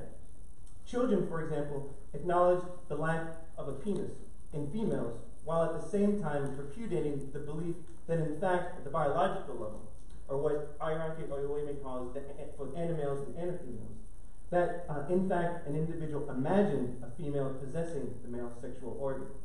The resulting neurotic castration fear leads to the creation of a fetish that is disavowed internally in the children's minds. Freudian psychoanalysis expands the understanding of disavowal by relating it to numerous traumatic experiences and pointing out that acts of disavowal exist alongside recognition and acknowledgement of the traumatic event. While trauma plays a large part in disavowal, Freud doesn't differentiate between its internal and external consequences. The example of disavowal regarding the castration fear illustrates internal trauma. Events such as the Haitian Revolution that persons such as Trio was writing about, and revolutionary anti-slavery illustrate external trauma. And acts of race and racism illustrate both forms. Repetitions and reversals produce external transgenerational trauma at the individual and collective levels, and I imagine this is why the initiative for studying slavery here and elsewhere have been begun. Disavowal essentially requires, and this is the key point if you forget all the rest, disavowal essentially requires what I take to be a simultaneous double movement. That is, an acknowledgement and a denial. By simultaneously acknowledging and denying an event, one does not silence its existence. Rather, one strategically locates an event and then rejects its relevance, knowing full well that it occurred. So why do I bring this up?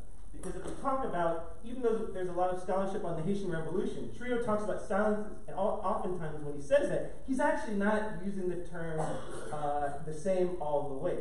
So you can have situations where there is material. We know because we have first-hand accounts even during the revolution itself. Now, why are people in 2019 not writing about it? You follow?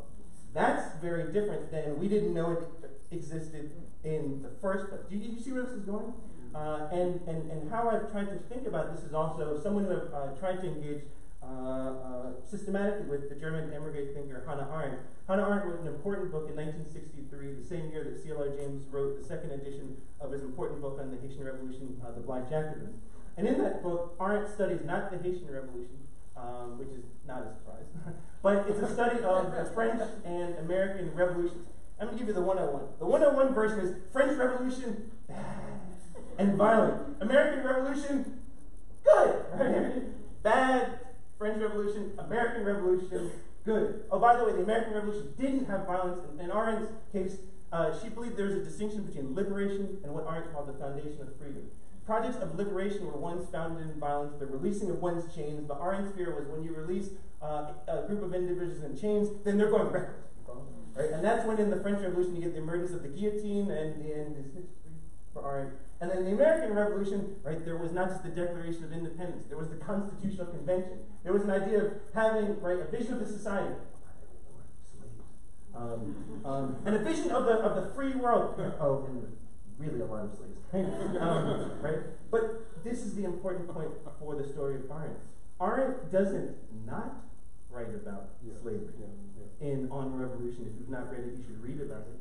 Arendt writes about it even in relation to the founders, and even talks about questions of blackness. She acknowledges it, but what would be the problem if she actually tried to systematically study slavery in America? What does it do? One, it negates the idea that there was no violence, right, in the American polity. Two, what it does is it suggests this idea that breaks up the very foundations of this bifurcation of French Revolution bad, American Revolution good, and it creates problems and traumatic effects that many of us are still trying to deal with. So this is not about Arendt. This is not about Trio. What I'm trying to gesture, okay, maybe a little bit, but what I'm trying to gesture with is, so now what? Okay, what does this mean if we can still acknowledge the John Hope Franklin, Ashley Farmer important points about, and our co-panelists about archiving while black, or archiving when you don't know necessarily if something is in a certain place or it's been destroyed, but to this more sinister. I think this is the more sinister. This is just like the language of kind of racism, right, in a post-racial society, right? We've moved beyond race, but then it's almost like the racism is worse, right? What Edward Bonilla Silva calls, right, the racism without racists. I'm not a racist, right? And then you have a big event that happens on campus. How did that? And I talk about Williams too. Those of you can go online, right? This is not about talking about Davidson or others. We are living in a moment where people are trying to disavow the very reality that racism, it's kind of like a specter, right? And we're trying to not talk about it, in part, and it has traumatic effects when we don't. You guys see where this is going? And so I have one slide. I told you, I said I have one slide, and hopefully this will make So it makes sense. These are androgynous figures. So I am submitting very modestly that we think of and return to what has been called Marinage. And so I'm hoping that we can do one more call and response. I promise the last one. So we can say it so we're all saying the same terms. 3 times. Marinage out loud. Marinage. Marinage. All right, thank you. Marinage conventionally refers to a group of persons isolating themselves from a surrounding society in order to create a fully autonomous community. And for centuries, it's been integral to interpreting the idea of freedom in not only Haiti, as well as other Caribbean islands, and Latin American countries, including the Dominican Republic, Jamaica, Brazil, Cuba, and many other places. These communities, in English, often called maroon societies, palenques, quilombos, and others, geographically, historically, situating themselves from areas slightly outside the borders of a plantation to the highest mountains of a region located as far away from plantation life as possible. Do many of you, I know some may be students, but a few years ago, do you all remember the tsunamis that hit Southeast Asia and in East Asia? And what we know with GPS tracking is that a few days before, the elephants had sensed that there was something that was occurring. So we actually can see the elephants actually going up into the mountains to the hills, such that a tsunami is something that hits the bottom of the plate under the sea. Water comes up, and then with humans, many then got flooded. The elephants had actually gone up, and the origins of the term Marinage are very much linked to that. It was initially referred to Spanish Fierro cattle in what was Hispaniola, contemporary Haiti and the Dominican Republic, who then fled to the hills, then subsequently to enslave Amerindians seeking flight and a physical flight and escape from plantations, and then ultimately by the 1530s to enslave Africans taking physical flight from the plantations. Now you're going to say, Roberts, and this is where my one slide, and I think this pointer has something else, right? So, is it there? Okay, all right. So there are conventionally 2 types, historically and also in the legal registers, forms of Marinage. One called Petit Marinage, just short. This is individual escape. So these are individuals historically who either ran away for a few hours to get some type of mental sustenance away from a plantation, or there was a loved one in another plantation, or it was taking flight to then briefly to then try and do some organizing, or it was simply running and saying, you know what, I'm just going to keep running, and see what happens. Colson Whitehead, for those who read the Underground Railroad, there's examples of the protagonist, Cora, trying to take flight, running from Georgia, and then seeing what happened, and we're in the U.S. South, the Great Dismal Swamp. There are different examples of individuals trying to reach it. The second type, Grand Marinage, are when you have collectivities of individuals who in his lifetime don't believe either that it is possible or realizable that the slave society will ever transform. So they decided, it would be, imagine if we all in this room together decided that we were going to go to some space, call it the Great Dismal Swamp, and you know what, maybe the U.S. society changes. Maybe not, right? But then you try and have some territorially bound space. You follow? Okay. I think we're okay so far. What's the problem? So the people at your retort might be, Roberts, that sounds all well and good, but there is an issue with this, which is, this seems like freedom kind of, right? Because ultimately, the slave society, not only just in transatlantic slavery, we're talking through space and time, the society itself has not overturned, so ultimately, as is the case, and even in Colson, without giving away with Colson Whitehead and others, as is the case, there's a question of, one, can these actually territorially bound communities actually resist, colonial powers going in, colonial invaders invading, and what do we know in the registers? Colonial powers would invade, get repelled. They would invade, get repelled. They would invade, and then they're like, this back and forth is getting kind of old. So what happened? Oftentimes, the majority of these Grand Marinage societies forged treaties with colonial powers, which said the following: you, call it us in this room, can keep your maroons territorially bound space so long as you turn over any new runaways. Right? So after the Haitian Revolution ended in 1804, and the Cuban Revolution crescendo in 1959, the only other Caribbean territory that would be classified by social scientists as a social and political revolution was in where I was born, Jamaica. And the Morant Day Rebellion of 1865, when the U.S. was ending the Civil War, was held because Maroons from a Grand Marinage territory ended up secretly meeting with one of the leaders of the rebellion and then turned them over to the British, and then that leader was then hung, and then the Morton Bay Rebellion. What am I suggesting? I'm suggesting, though, at a structural level, what if, and this is just a what if, and I call for the pop culture people, I call this is the Matrix moment, right? This is the Neo moment. The Matrix number one. If you haven't seen it, you can Vimeo, is that called Vimeo, right? Hulu and all of those, right?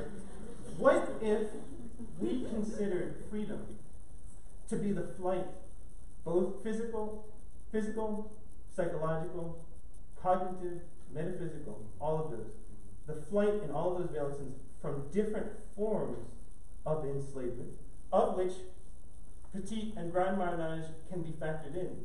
But we can then think about what does it mean to have what I call two other types. So you see this in the middle, this I call the form of sovereign marronage.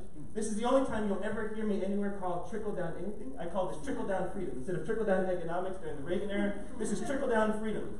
You can have either a political figure, a deity, or deities, or some type of sovereign figure. And you notice you see the interconnectivity, right? The idea of freedom, whatever that is, goes to this agency of this being, and then that means that we're all interconnected, right? That is a top-down. But ultimately, what I take from the Martinican psychiatrist and philosopher Frantz Fanon is the idea of, I call sociogenic marronage, sociogenesis. In the first paragraphs of his 1952 book, Black Skin, White Mask, Fanon said the following: the life of the Antillean who is in colonialism and in racial slavery is thrust into what Fanon called the zone of non-being. And the zone of non-being, he said, is a hellish region, just like Dante, going through the circles of hell, right? With Gabriel, guy and Dante. He says a hellish region, but there's a paradox in which Fanon says an authentic upheaval can be born.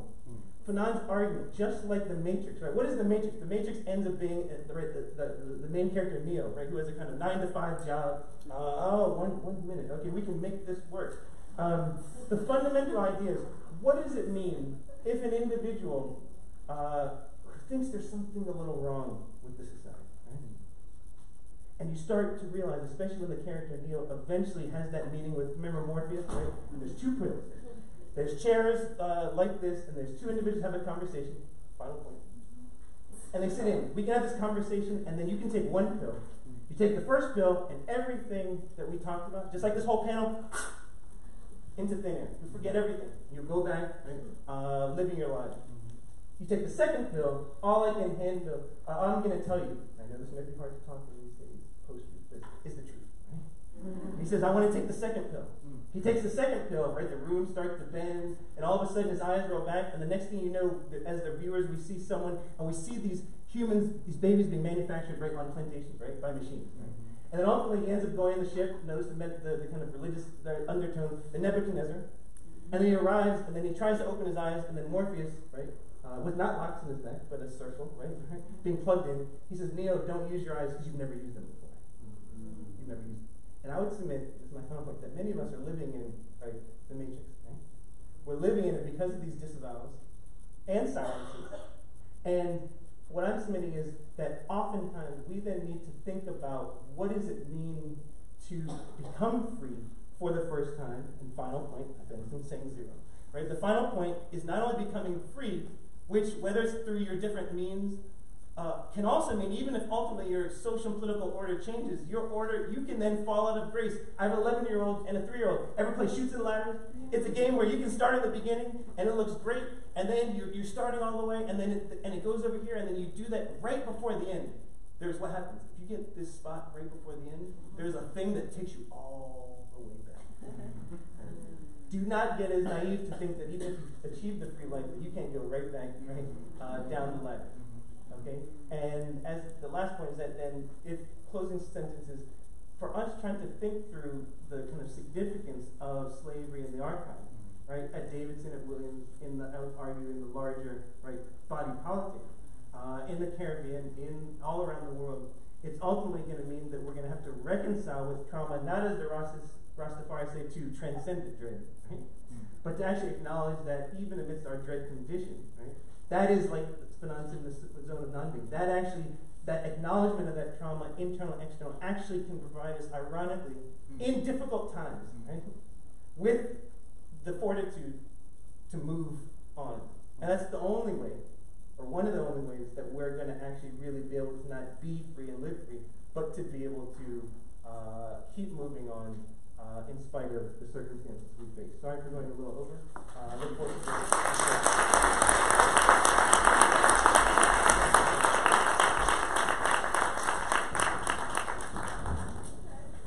Perfect. So I still want to say that we have plenty of time for questions. I know some people have to leave, but I do want to at least take another 15 or 20 minutes to have questions. There should be a mic. Any Jade or somebody can be a student volunteer to help with the mic. The other Dr. Benson has the mic. So let's go ahead and take questions from panelists.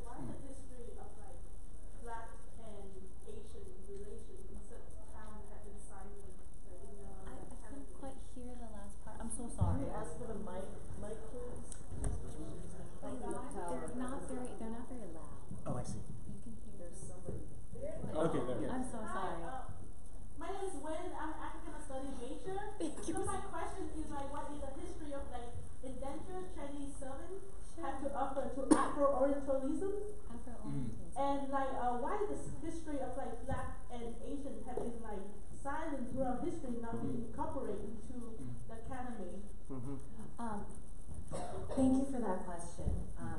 So Afro-Orientalism, I think the term that you're referring to, there's two different variants of it. There's the Bill Mullen version of it, which is about Black internationalism and kind of moving through Du Bois to kind of Bandung, the kind of utopian imaginary of a united kind of African and Asian nations in resistance to Western imperialism and colonization. And I think there's another variant of it, which is Helen Jung's work, which is Black Orientalism, which is looking at these kinds of points of differentiation, particularly with the rise of kind of Black nationalist uplift a la Booker T. Washington, and the kind of, you know, competing discourses of citizenship that's on the rise in terms of American popular discourse.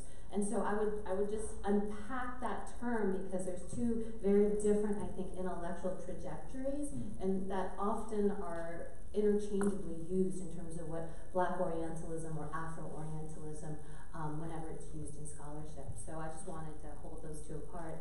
I don't want to take up too much time, but part of the project that I have worked on and continue to work on is really thinking about the entanglement of slavery and freedom. And particularly, I think the Cuban case really shows that even as we're on the cusp of legal abolition, there's the devisement of all these new forms of bondage that had the nice patina of freedom. It's contract labor. It's not indebted. It's not slavery. It's not bondage. Yet, case after case, all these narratives and all these kind of reports that I've read, on the ground, it's very similar in terms of the coercive power of the master over the laborer. So part of my larger interest in kind of bringing, you know, Chinese indenture to the table is to think about this entanglement at the precise moment when kind of the idea that freedom is ever growing in the 19th century with U.S. abolition, British abolition, and eventually Spanish abolition in Cuba and Peru, that at that precise moment we have the emergence of debt peonage, sharecropping, all these other new forms of bondage that emerge in the wake. So I'll just leave it at that. Michelle, thank you. My name is Michelle Serrano Mills, and I'm a class of '90 alumni, and on behalf of the Black Alumni Network, welcome you to campus. And until they prove me otherwise, I think I'm the first Puerto Rican to graduate from here, so #debate me. Okay, yeah. So I appreciate all of you, and I've taken lots of notes, and definitely going to look into the festival. Maybe that's something we can do as a group in South Carolina. But from each of your perspectives and the work that you do, and the research that you do, and where you sit in academia, what do you hope that your work will do in terms of addressing societal norms and cultures, in terms of what's going to change or what you'd like to see changing based on the work that you're doing and what you're bringing, spotlighting in the academic world? Thank you for that. That's a very weighty question. I think that what I would like to do is to change the way that we think about slavery, and to really understand, on the one hand, the contributions that enslaved people made, and on the other hand, the costs of those contributions. I think often it gets sentimentalized and papered over and just not talked about, you know. And I think it's a double-edged sword, and I would like to look at both sides, both the contributions and the costs to enslaved people, enslaved communities, enslaved bodies. I am trying to contribute to a system of reparations. Don't know if that'll ever happen in this context, you know. But that is really what I'm trying to get to, and I think that Professor Roberts' point around this disavowal, especially when it's in blackface, is so resonant, because it has such a long and deep history on so many levels of how we think about ourselves in terms of our racial identities, how we move throughout our sort of just articulations of who we are, but also specifically how people are sort of judged based on these aesthetic developments, while others are just killed for being black and performing black, while somebody else can just take this on as just this moniker of freedom for their own selves, right? So I'm trying to also hold people responsible for for how they consume, what they consume, and just try to push against our conspicuous consumption tendencies that we really have been trained into for centuries here, to just take things in as though they don't matter, but knowing that something is, like music itself, is as detrimental to one's health as what you consume food-wise, right? And then how that sort of how that develops over different societal structures and systems of oppression. I'll just be brief. I think my contribution and what I try to do is to kind of produce these intersectional and kind of transnational stories, reorienting our historical direction a little bit to think more about just what happened in the wake of slavery, and really just the amazing kind of dispersals and migrations of people around the globe that happened as a kind of consequence and product of this just monumental shift that happens with the Atlantic slave trade, but isn't just contained to that. That's just global in its compass. So I feel like my work is very kind of academic, so it is within a certain kind of disciplinary field that I feel like I make my most contributions. But you know, that is part of the larger panoply, I think, of all the different work that we do and the different audiences we try to reach. Thank you for that question. I would answer it a few ways. One, I think it's less my work, but also if what I do can also inspire students to actually think about doing this type of work. I hope that's the case. I didn't think that,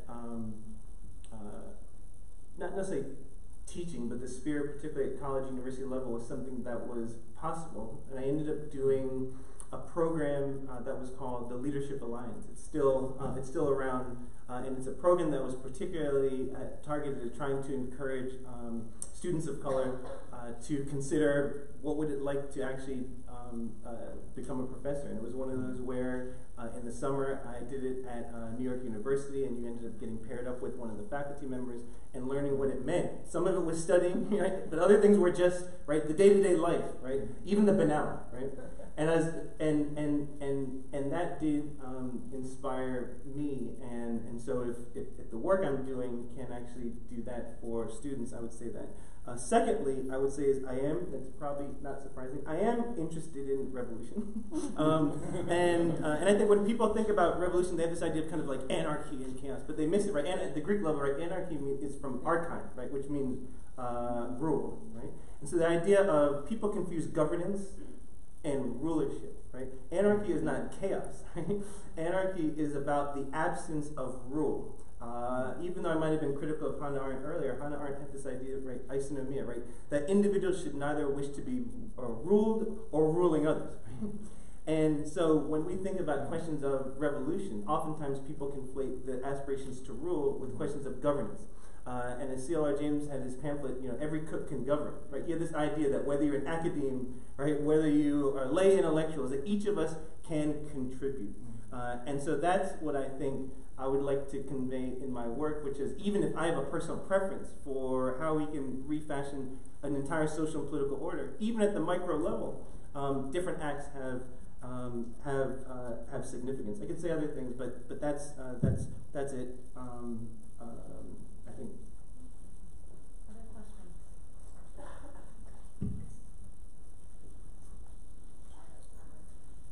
Dr. Wong, through history, throughout our history here, we can see how slavery and indenture, how there was a direct correlation of how it evolved from everyone was indentured, and then it became race-based slavery. Can you make a correlation? I think this goes back to Wynn's question. Is there a correlation where slaves in Cuba and the island areas, where there was a juxtaposition of you're better because you're an indenture as opposed to you're enslaved? Was that used as a mechanism of control? Most certainly. You'll see often, like in Ripley's narrative, where she will make these distinctions that Chinese laborers are made for more efficient laborers than Creole Cuban slaves.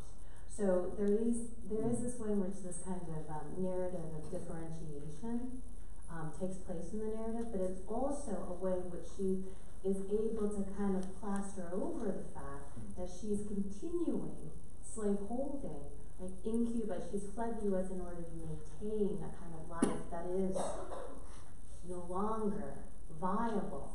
And Chinese labor, because it's under the aegis of free labor, because it's contract labor, it makes it seem more palatable as a form of oppression than enslavement. So as the years move during her time on the plantation, they shift increasingly to Chinese contract labor, in part because Cuba had stopped participating in the foreign slave trade.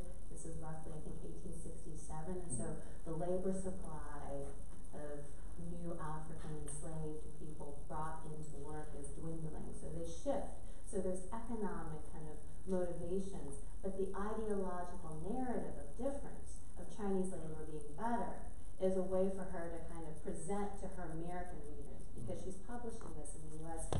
post-Reconstruction, at a time where you really have the resurgence of the kind of lost cause narratives and these kind of, narratives of the South taking kind of hold, and of incredible interest. There is a publishing industry of Confederate narratives that's emerging in the late 70s and 80s, and it takes us all the way to Dixon, etc. So that it allows her to produce a nicer narrative of herself and what she's doing. These points of differentiation, that Chinese labor is more efficient, it's more modern than slave labor, Creole Cuban slave labor, which is outdated by the time she publishes the narrative in 1870s. So do you feel that those types of delineations, I think we can still see that in our society today, where race-based slavery started, making poor white people feel that they were better than enslaved Africans, even though they had no power. But then we have this whole mishmash of the Asians being brought in to work on plantations alongside of enslaved laborers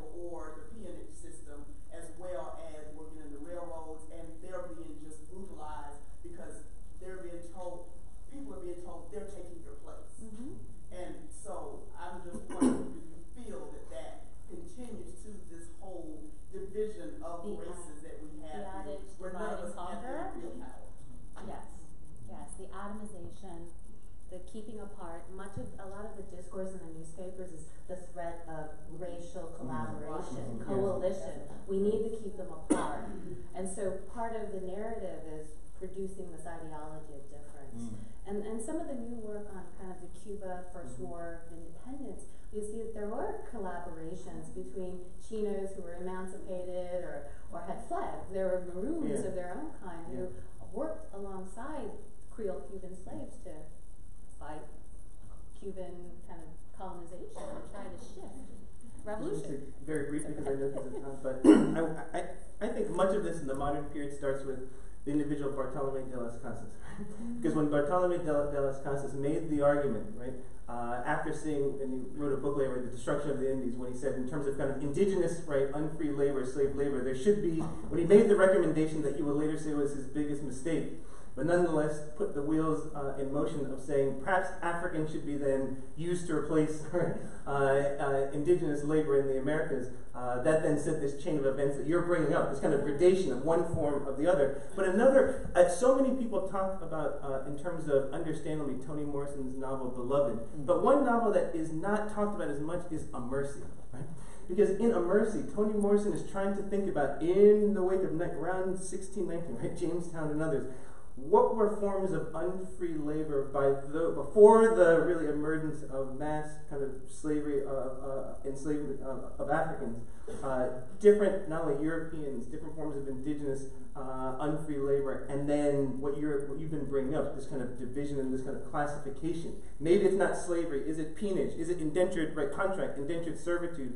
And what are the legacies? The last point would be, if we go back to Haiti, we see this not only on the one hand with the kind of the brilliance of what different Haitian revolutionaries put in motion in the revolution, but because of the complexities of literally being isolated, right, from the rest of the world, but then also, we talked about race, but colorism, right, and the kind of different divisions in the post-revolutionary period, not only in the so-called Kingdom of the North, right, but also the South, and that legacy of the racial difference, the post-Las Casas moment, unfortunately kind of reinscribed a sense in which even within communities, right, there were these kind of divisions. So the challenge, among the challenges that we have, is to not only perhaps not conflate different categories, but you're talking about the present. You know, what does this actually kind of mean?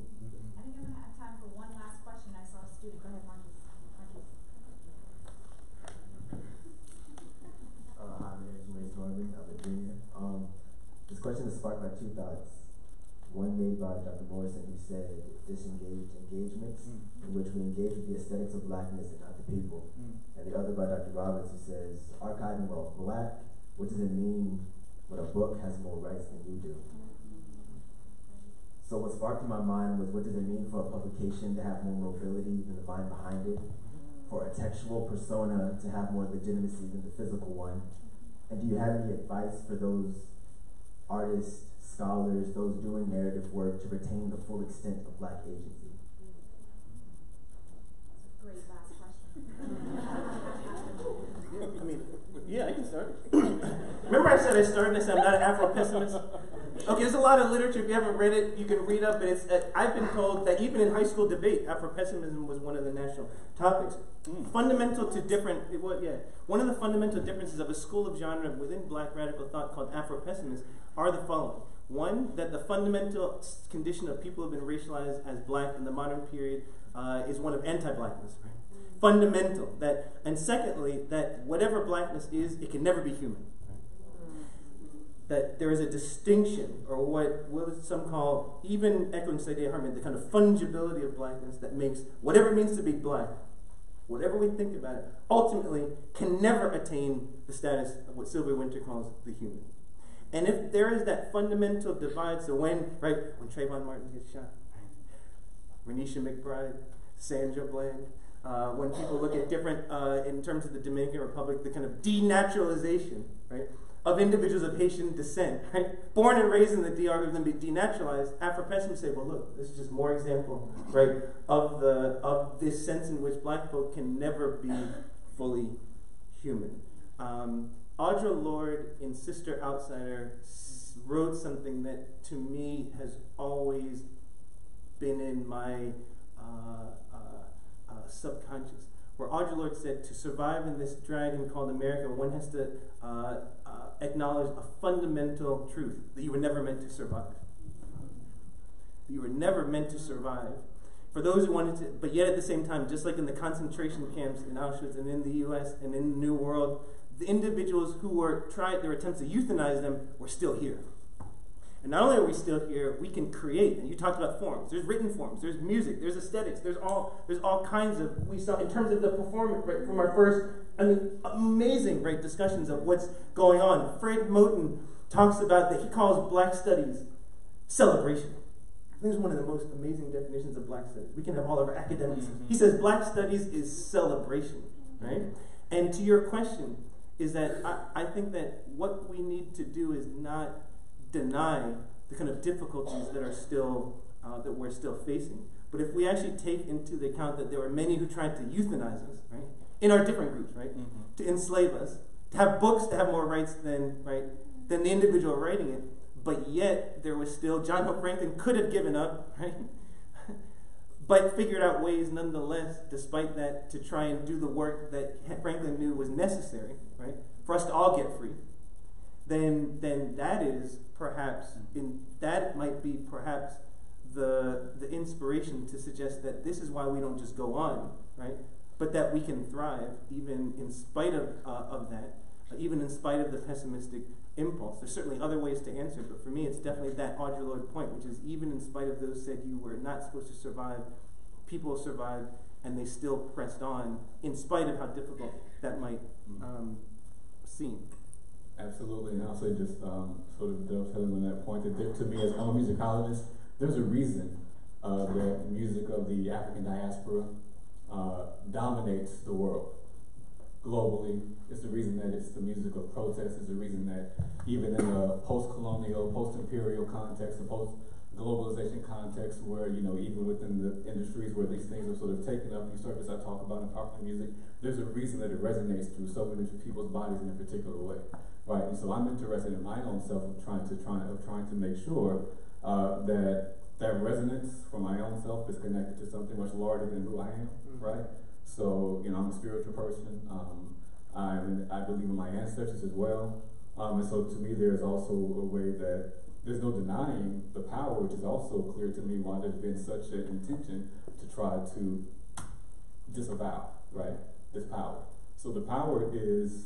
It's uncontrollable, right? But there's so many mechanisms that are trying to do that. But for me, the base part of that is there's just a larger power that no one can ever take away from me or from my people, right? Even within these really terrible systems that we exist in globally. So that's kind of where I into it. Dr. Lewis-Black, do you want to say anything about that too? Because I feel like your work is in some ways the perfect example of the question that Maurice is asking. I don't quite know where to begin. It seems to me that part of what we want to do is to recover. And it's a recovery process of a history, of the disavowed history. And then and I'm speaking for myself here, to try to tell that history in as many ways as we possibly can, and to as many people as we possibly can, and to not be bounded by the boxes that we're put in.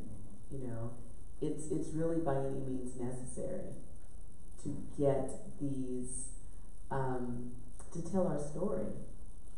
Because if we don't tell it, no one else is, and I think that's what drives me to sort of break down the boundaries between history and the arts, and history and science, and just all of the disciplines, to tell our story by any means necessary.